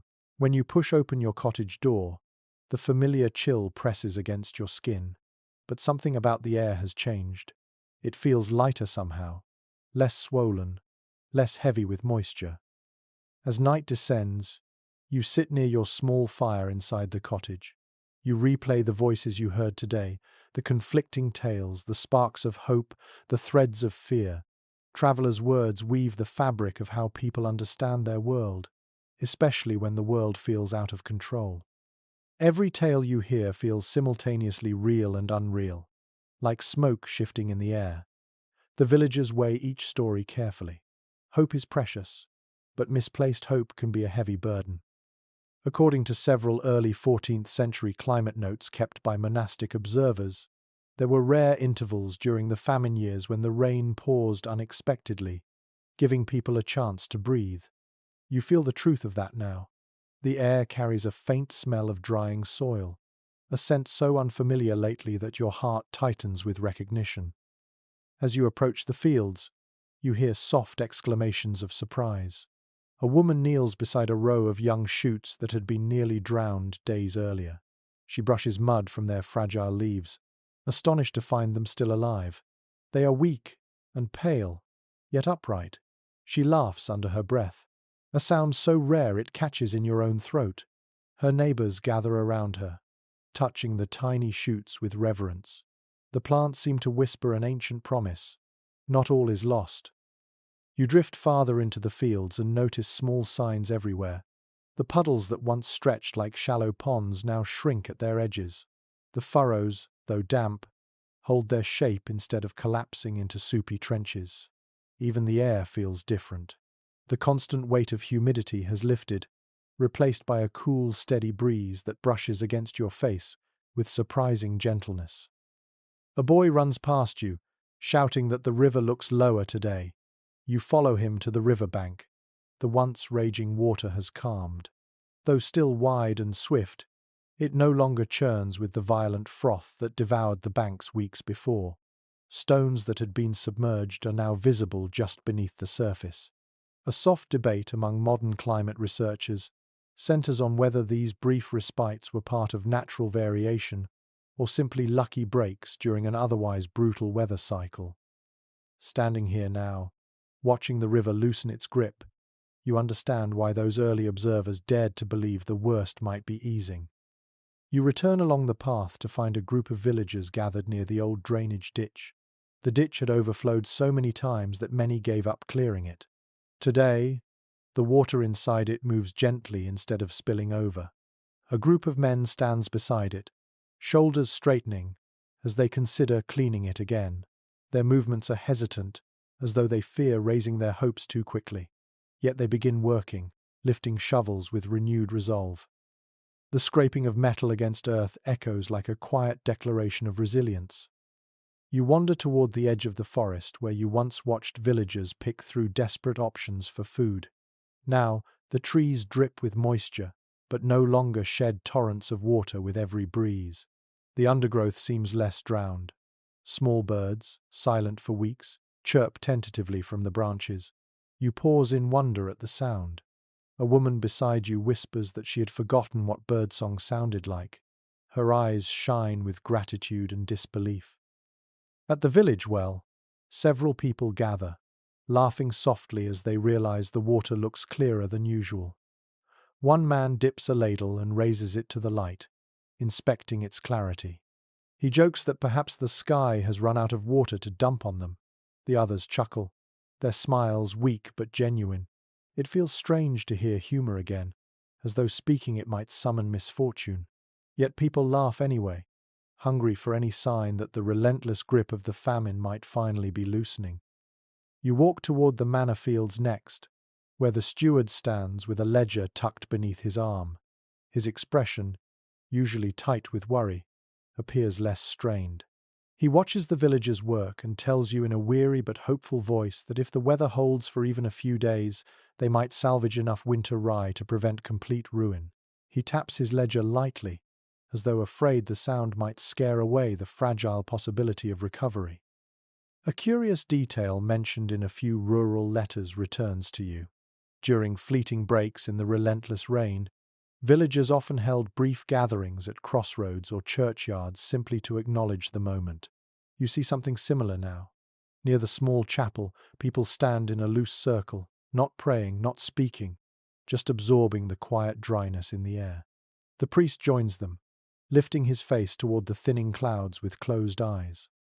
You continue walking until you reach a small rise overlooking the village. From here, the rooftops appear less beaten, less defeated.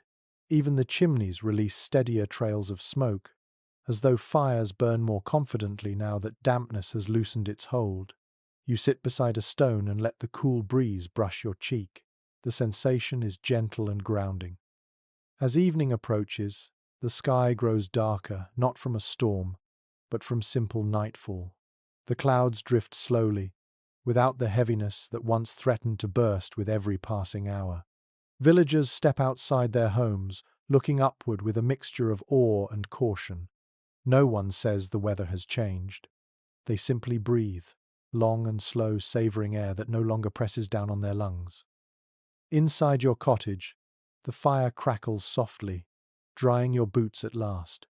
You listen to the night, waiting for the familiar roar of rain on the roof, but it doesn't come. The silence feels tender, almost intimate, a promise, whispered but not yet fully spoken. A curious detail mentioned in a few rural letters returns to you. During fleeting breaks in the relentless rain, villagers often held brief gatherings at crossroads or churchyards simply to acknowledge the moment. You see something similar now. Near the small chapel, people stand in a loose circle, not praying, not speaking, just absorbing the quiet dryness in the air. The priest joins them, lifting his face toward the thinning clouds with closed eyes. You wake to the soft glow of morning light slipping through your cottage shutters, a brightness gentler than anything you have seen in months. When you step outside, the air greets you with a crisp coolness that feels almost cleansing. You inhale deeply and sense something new mingling with the usual damp, the faint scent of drying soil. Today, the village leans forward into the possibility of renewal. The weather has steadied just enough for people to turn back to the land, to test whether the soil, exhausted but not defeated, can offer even a small beginning. Tonight, the village sleeps with a fragile hope tucked beneath its blanket of exhaustion. The famine still holds them firmly, but for the first time in a long while, the world above them feels just a little less cruel. According to a handful of manorial accounts from these years, communities seized every brief moment of stable weather to sow whatever seeds they still possessed. You witness this urgency firsthand.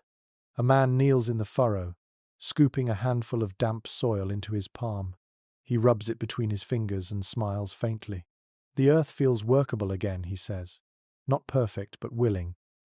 According to a handful of manorial accounts from these years, communities seized every brief moment of stable weather to sow whatever seeds they still possessed. You witness this urgency firsthand. A man kneels in the furrow, scooping a handful of damp soil into his palm. He rubs it between his fingers and smiles faintly. The earth feels workable again, he says. Not perfect, but willing. You follow a group toward the manor fields, where the steward stands instructing people on how to divide the remaining barley, rye, and bean seeds.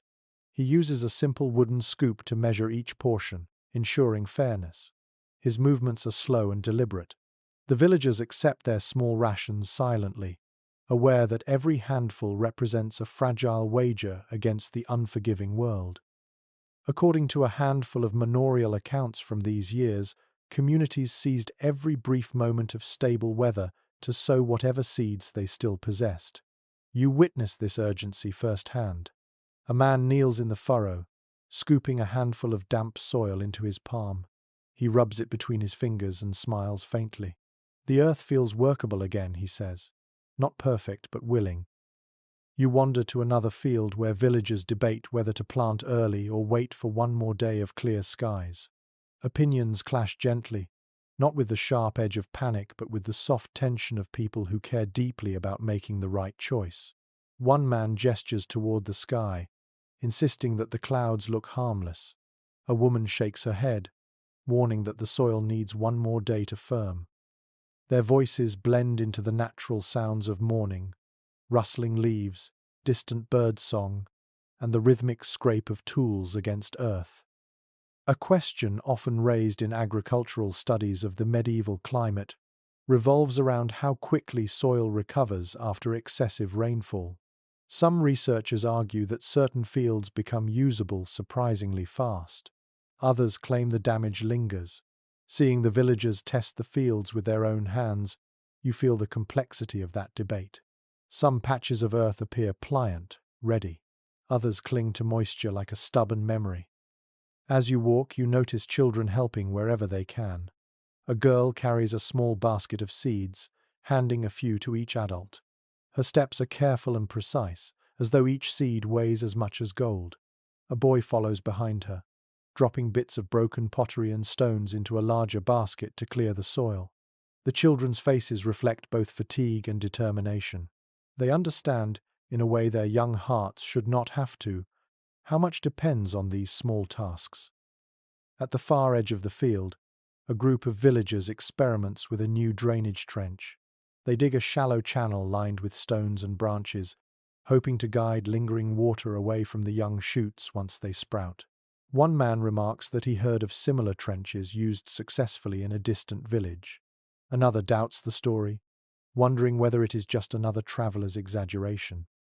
Their discussion floats on the wind, carried between them like an unfamiliar tool they are trying to understand. A curious detail noted in a few rural household letters drifts into your thoughts.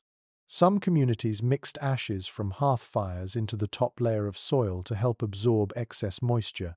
You see a family doing just that. They carry small baskets filled with ash and sprinkle it carefully along the furrows. The ash leaves dark streaks along the soil's surface, like a painter's first strokes on a blank canvas. As you move along the fields, the sunlight strengthens slightly, casting a pale glow across the workers. You hear snippets of conversation. Someone remembers a harvest festival from years ago. Another recalls a relative who taught them how to test the soil by smell.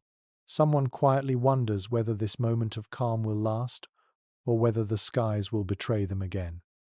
You pause near a pair of elders sitting on a low stone wall.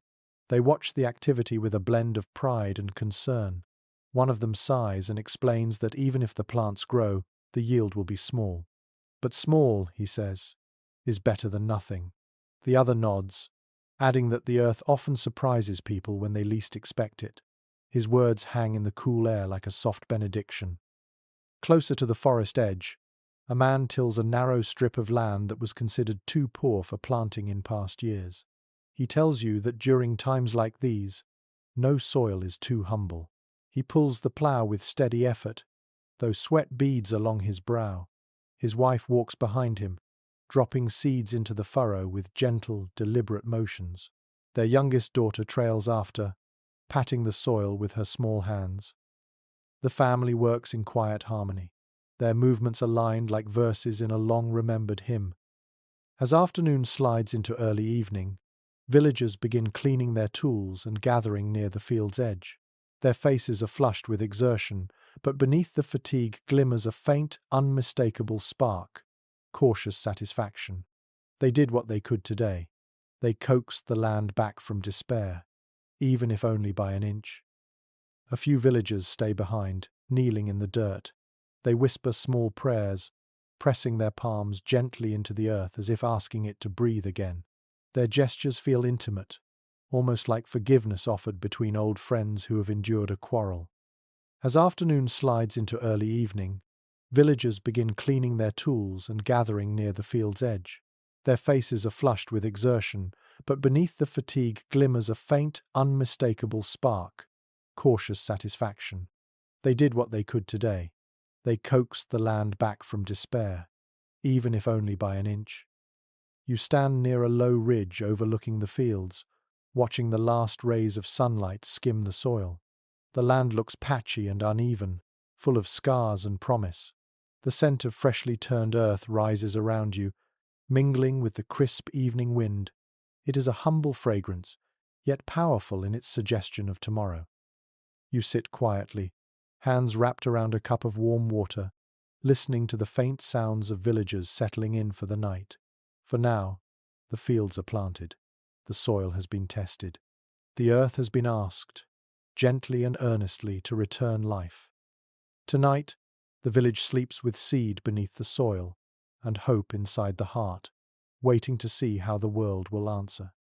You wake to the steady hum of voices drifting from the village square, a sound richer and fuller than you have heard in many months. When you step outside, the morning light settles softly over rooftops and pathways, casting pale gold across drying thatch and cobblestones. Something in the air feels changed today, lighter, warmer, almost familiar. You follow the sound of conversation toward the square and discover a sight that sends a small, cautious flutter through your chest. The market has begun to stir back to life. The stalls are few and modest, but they stand upright with a sense of renewed purpose. A handful of merchants set out their goods carefully, as though afraid sudden rain might sweep everything away again. Yet no rain falls. The sky above holds steady, a muted blue hidden behind thin clouds. You walk closer, drawn by the faint scents of earth, herbs, and smoke that drift between the stalls. These scents feel like memories returning from another life. According to records from several recovering settlements of the era, markets often revived gradually as weather stabilized, serving as a sign that communities were ready to hope again. You see this gentle resurrection in every stall you pass. A woman arranges bundles of dried mint and sorrel. Her hands tremble slightly with the effort, but the smile she offers customers is genuine. She tells you the herbs survived on a sheltered windowsill, stubbornly clinging to life through the storm months. Nearby, a man sets out a basket of early peas. They are shriveled and few, but their green color stands out vividly against the dull tones of the marketplace. Several villagers gather around him, marveling at their freshness. The man explains that his field sits on a patch of ground that drained faster than others. Even he seems surprised by his fortune. You approach a stall offering small wooden spoons, carved toys, and repaired tools. The craftsman who runs it works steadily, shaping the handle of a spoon with careful strokes. He tells you that people are bringing him broken items to mend again, a small but meaningful sign that life is shifting from pure survival toward rebuilding. He pauses to examine a cracked ladle brought by an elderly woman, promising to return it by evening. The woman's eyes soften with gratitude. As you move deeper into the market, you notice the conversations that ripple through the square. People speak in quiet but hopeful tones. They discuss their newly planted fields. They recount the faint songbirds heard during yesterday's sunrise. They compare notes on the temperature of the earth and the clarity of the well water. Hope, it seems, has begun to weave its way back into their voices. A group of children plays near a barrel filled with rainwater. One child holds up a small piece of bread, marveling at its warmth.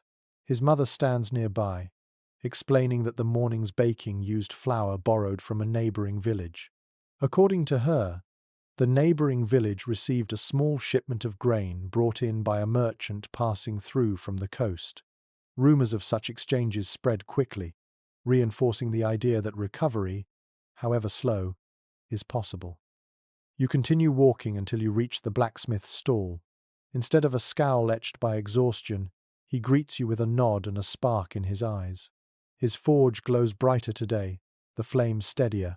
He lifts a newly shaped blade, its edges reflecting the morning light, and explains that people have begun requesting tools again instead of trading them for food.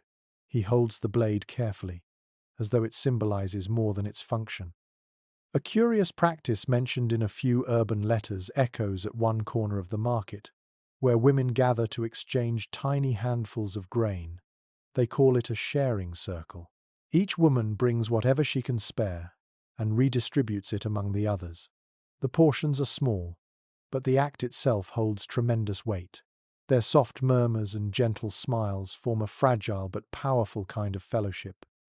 You continue walking until you reach the blacksmith's stall. Instead of a scowl etched by exhaustion, he greets you with a nod and a spark in his eyes.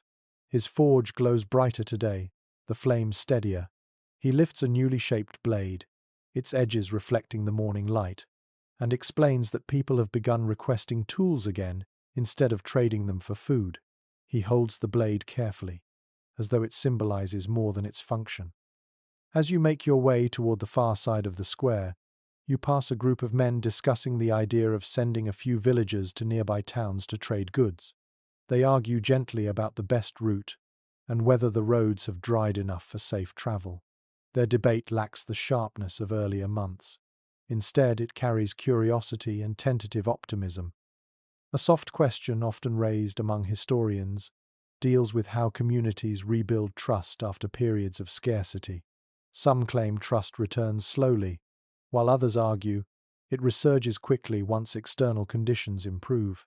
Watching these villagers speak, barter, and lean closer in conversation, you sense both truths at play. Trust is fragile, but it gathers momentum once people dare to hope.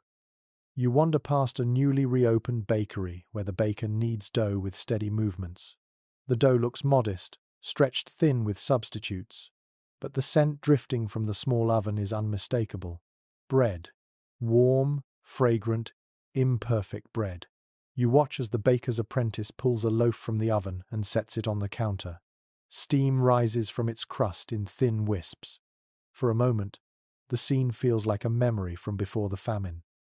You approach the loaf and notice tiny flecks of ground herbs mixed into the dough.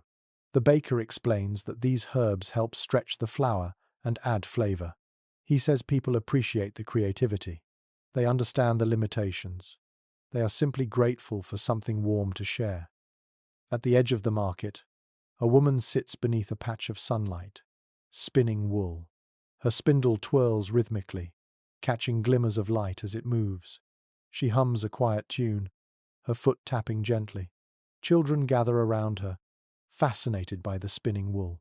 She smiles at them and tells stories about past harvest festivals, weaving threads of memory into the whole of her craft. You approach the loaf and notice tiny flecks of ground herbs mixed into the dough. The baker explains that these herbs help stretch the flour and add flavor. He says people appreciate the creativity. They understand the limitations. They are simply grateful for something warm to share. You take a moment to absorb the scene around you. The square once felt like an echoing hollow, haunted by scarcity. Now, it is filled with sound, quiet laughter, gentle haggling, the thump of boots on drying cobblestones, the hiss of steam rising from baked bread. Even the wind feels warmer, swirling lazily through stalls and carrying the faintest hint of spring. You return to your cottage with the faint scent of baked bread, still lingering in your hair and clothes. Inside, the fire glows gently, steady as the new steadiness in the air outside. You sit near it, letting the warmth seep into your bones. You take a moment to absorb the scene around you. The square once felt like an echoing hollow, haunted by scarcity. Now, It is filled with sound, quiet laughter, gentle haggling, the thump of boots on drying cobblestones, the hiss of steam rising from baked bread. Even the wind feels warmer, swirling lazily through stalls and carrying the faintest hint of spring.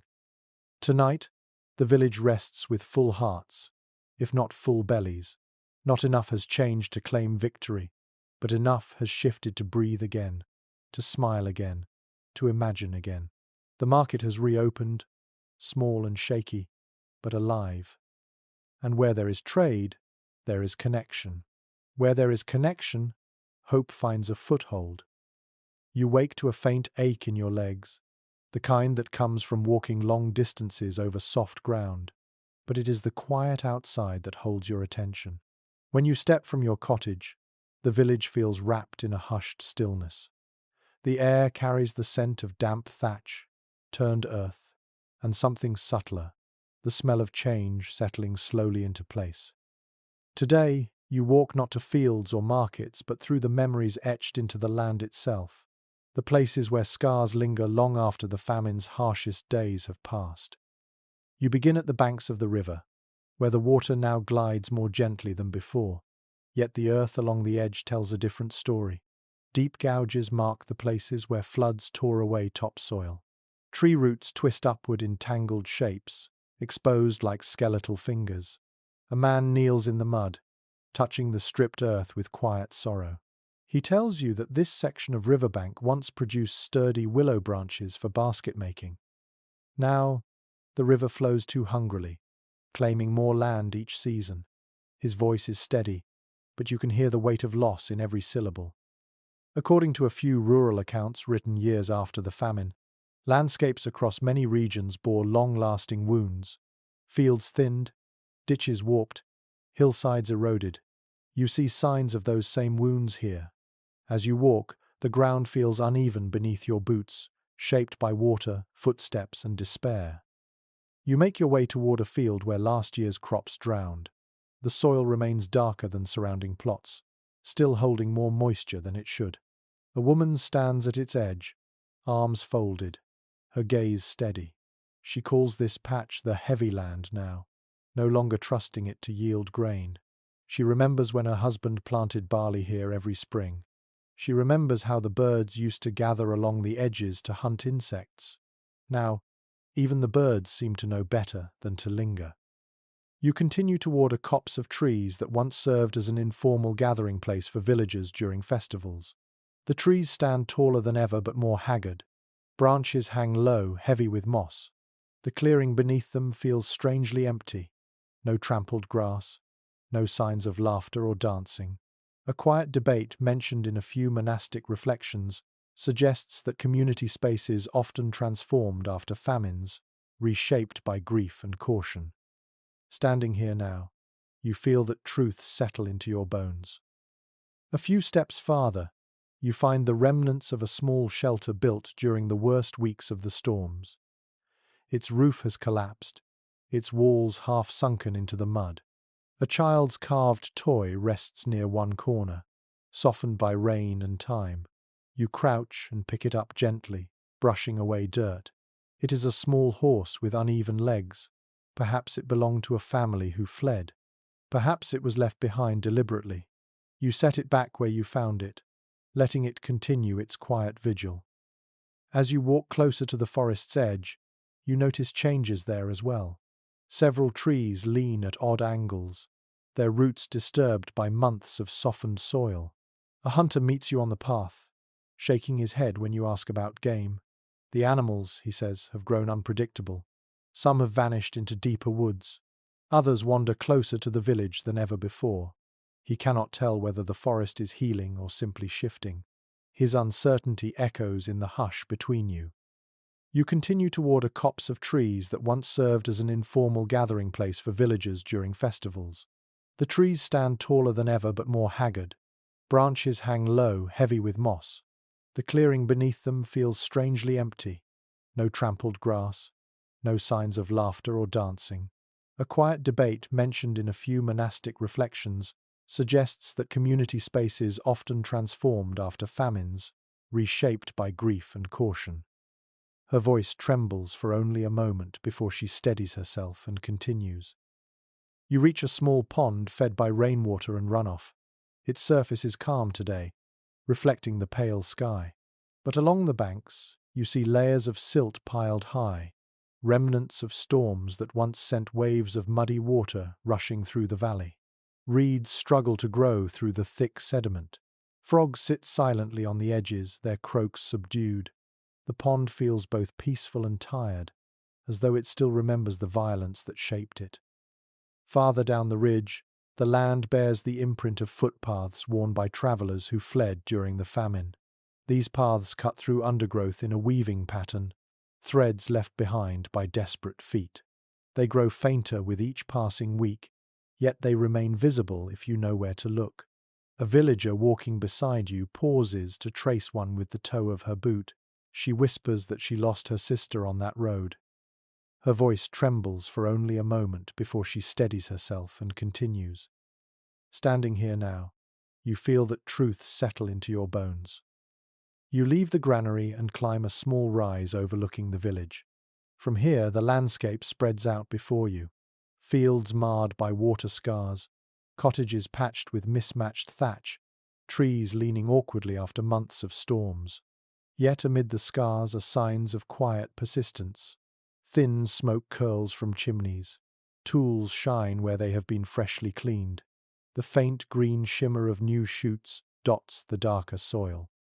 A curious detail found in a few obscure land surveys from the period returns to your thoughts. Some fields remained barren for years because the floodwaters had buried them under fine layers of nutrient, poor sand. You find such a patch now. A square of pale soil sits like a scar among healthier plots. A farmer stands nearby, leaning on his spade.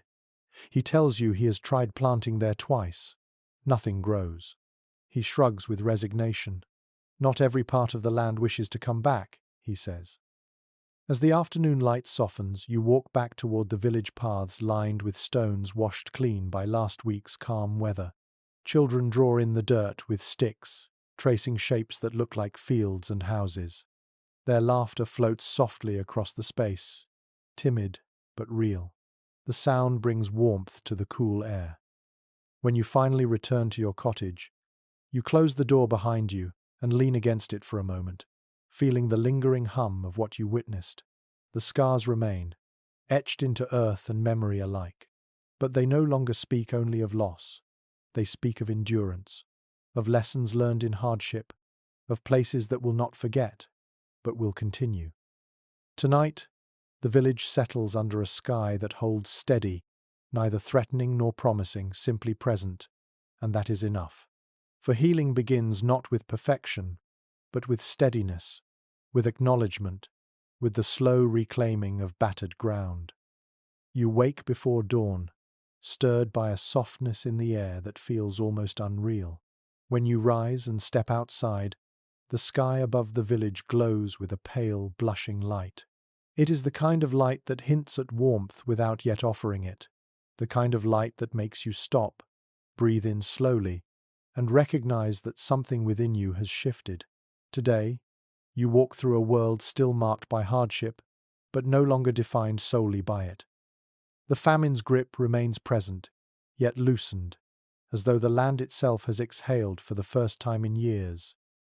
When you finally return to your cottage, you close the door behind you and lean against it for a moment, feeling the lingering hum of what you witnessed.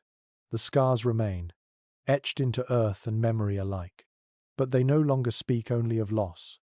They speak of endurance, of lessons learned in hardship, of places that will not forget, but will continue. Villagers gather near the furrows, examining the first cluster of sprouts pushing through the soil. These sprouts are pale, weak, and uneven, yet unmistakably alive. A woman kneels beside a row of them, tracing the fragile stems with trembling fingertips. She whispers that she never thought she would see new growth again. Her voice catches on the memory of months spent watching fields drown and rot. But now, the soil answers her touch with promise.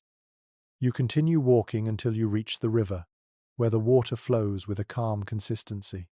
It no longer gnashes at its banks. Children stand on the shore, tossing small pebbles into the current. Their stones make soft plunks, sending ripples across the surface. One child points eagerly at a patch of reeds regaining their color. He tells you he wants to weave baskets with them when they grow tall again. His mother stands behind him, smiling faintly, as though afraid her smile might startle the fragile peace of the morning. A few elders walk together along the edge of the village, leaning on walking sticks worn smooth by years of use. They speak quietly about past seasons, comparing this moment with earlier recoveries they witnessed in their youth. One elder recalls a year when frost destroyed half the harvest, and how the village rebuilt slowly, patiently. Another mentions a time when livestock sickness ravaged the barns, yet the community pulled through. Their memories form a tapestry of endurance stretching across decades. Listening to them, you sense the continuity of human resilience threading through generations. According to some of the surviving reflections written long after this famine, recovery was never a sudden turning. It was a mosaic of small mercies: a day without rain, a loaf that stretched a bit farther, a sprout pushing through exhausted soil. You feel that mosaic forming now, piece by small piece, as you walk through the village. You pass the blacksmith's forge, where the flame burns brighter than it has in months. The smith lifts a metal bar from the coals and hammers it with renewed strength. The ring of metal carries across the village like a heartbeat. Nearby, a young apprentice grins when he manages to lift a tool he once struggled to hold. He attributes his new strength to the slightly improved meals he has had these last few days. Even the smallest nourishment changes everything. On the far side of the village, a group of women repair a cottage roof together. They pass bundles of straw and wooden pegs up a ladder, laughing softly when one of the bundles slips and lands harmlessly in a pile of grass. Their laughter feels warm, unforced, a return of something that had nearly vanished. A woman wiping her forehead with her sleeve turns to you and says that after months of fear, even small accidents feel gentle compared to what they lived through. You pass the blacksmith's forge, where the flame burns brighter than it has in months. The smith lifts a metal bar from the coals and hammers it with renewed strength. The ring of metal carries across the village like a heartbeat. Nearby, a young apprentice grins when he manages to lift a tool he once struggled to hold. He attributes his new strength to the slightly improved meals he has had these last few days. Even the smallest nourishment changes everything. You pass the blacksmith's forge, where the flame burns brighter than it has in months. The smith lifts a metal bar from the coals and hammers it with renewed strength. The ring of metal carries across the village like a heartbeat. Nearby, a young apprentice grins when he manages to lift a tool he once struggled to hold. He attributes his new strength to the slightly improved meals he has had these last few days. Even the smallest nourishment changes everything. You walk among the cottages, noting how people have begun sweeping their thresholds again, shaking out blankets, stitching torn garments with steadier hands. Children draw patterns in the dirt with sticks. Dogs wag their tails with more enthusiasm. Even the wind feels less burdened, lifting loose strands of hair from your face with a mild, playful sweep. A question often raised in historical circles considers how communities overcame the emotional weight of famine once the physical threat began to retreat. Some writings suggest that healing required years. Others claim that hope rose quickly, seizing any excuse to return. Watching these villagers, you can feel the truth shimmering between these perspectives. People are cautious, still tender from loss, yet their hearts lean naturally toward renewal. You make your way toward a meadow where sheep graze on patches of fresh growth. A shepherd walks among them, tapping his staff lightly on the ground. He explains that the animals are still thin, but they are eating with more eagerness now. He hopes their wool will grow thick again by autumn. You watch as a lamb nuzzles its mother, tail twitching with renewed energy. The shepherd smiles at the sight, and for once the smile rests easily on his face. As the afternoon stretches into evening, the sky softens into shades of lavender and rose. Villagers gather outside the chapel, not for urgent prayers of survival, but for a simple moment of togetherness. Some sing in low, wavering harmonies. Others listen quietly, letting the sound fill the spaces left hollow by months of fear. The priest stands at the doorway with a warm expression, offering blessings that feel more like gratitude than plea. Night descends slowly, without the threat it once carried. People drift back to their homes, steps unhurried. Children yawn against their parents' shoulders. Dogs curl at cottage thresholds. A soft quiet settles across the village, peaceful rather than expectant. You return to your cottage where the fire glows steadily. You sit on a low stool and let the warmth seep through your palms. The world outside holds its breath again, but this time, in gentleness, not dread. Tonight, the village sleeps beneath a sky, washed clean, hearts still healing yet undeniably hopeful. The famine's scars remain, but they do not overshadow the fragile strength rising from the earth, from the people, from the simple act of breathing without fear. And as the night deepens, you listen to the soft murmur of the wind and feel the dawn of something brighter stirring just beyond the horizon. You sit on a small wooden bench near the square, watching lanterns flicker to life. Their glow wavers gently, casting gold across paths, doorframes, and the soft outlines of familiar faces. The air cools, but not sharply. A woman passes you carrying a small pot of stew. She offers you a taste, smiling when you nod. The broth is thin, but it warms your chest, spreading comfort through your limbs. Let your shoulders ease, releasing the last tension they hold. Picture the fields resting under a sky sprinkled with soft starlight, each fragile sprout tucked into the earth like a promise waiting quietly for dawn. The river moves with a slow, steady rhythm, its surface smooth and peaceful, guiding your thoughts into gentler currents. Every corner of the village you visited has grown quiet, each cottage glowing softly from within, each family breathing together in the tender calm of night. You may imagine yourself near the edge of the fields, a soft breeze brushing past, carrying with it the faint murmur of hope renewed. The hardships you witnessed linger only as echoes now, softened by time, shaped into stories held gently by the land. Feel the weight of those stories drift away from you, replaced with a warmth that settles gently in your chest. Allow your thoughts to loosen, drifting like leaves carried on a slow-moving current. Each breath guides you deeper into rest. Each exhale releases the day. The night wraps around you now, soft and steady, welcoming you into its quiet embrace. Sweet dreams.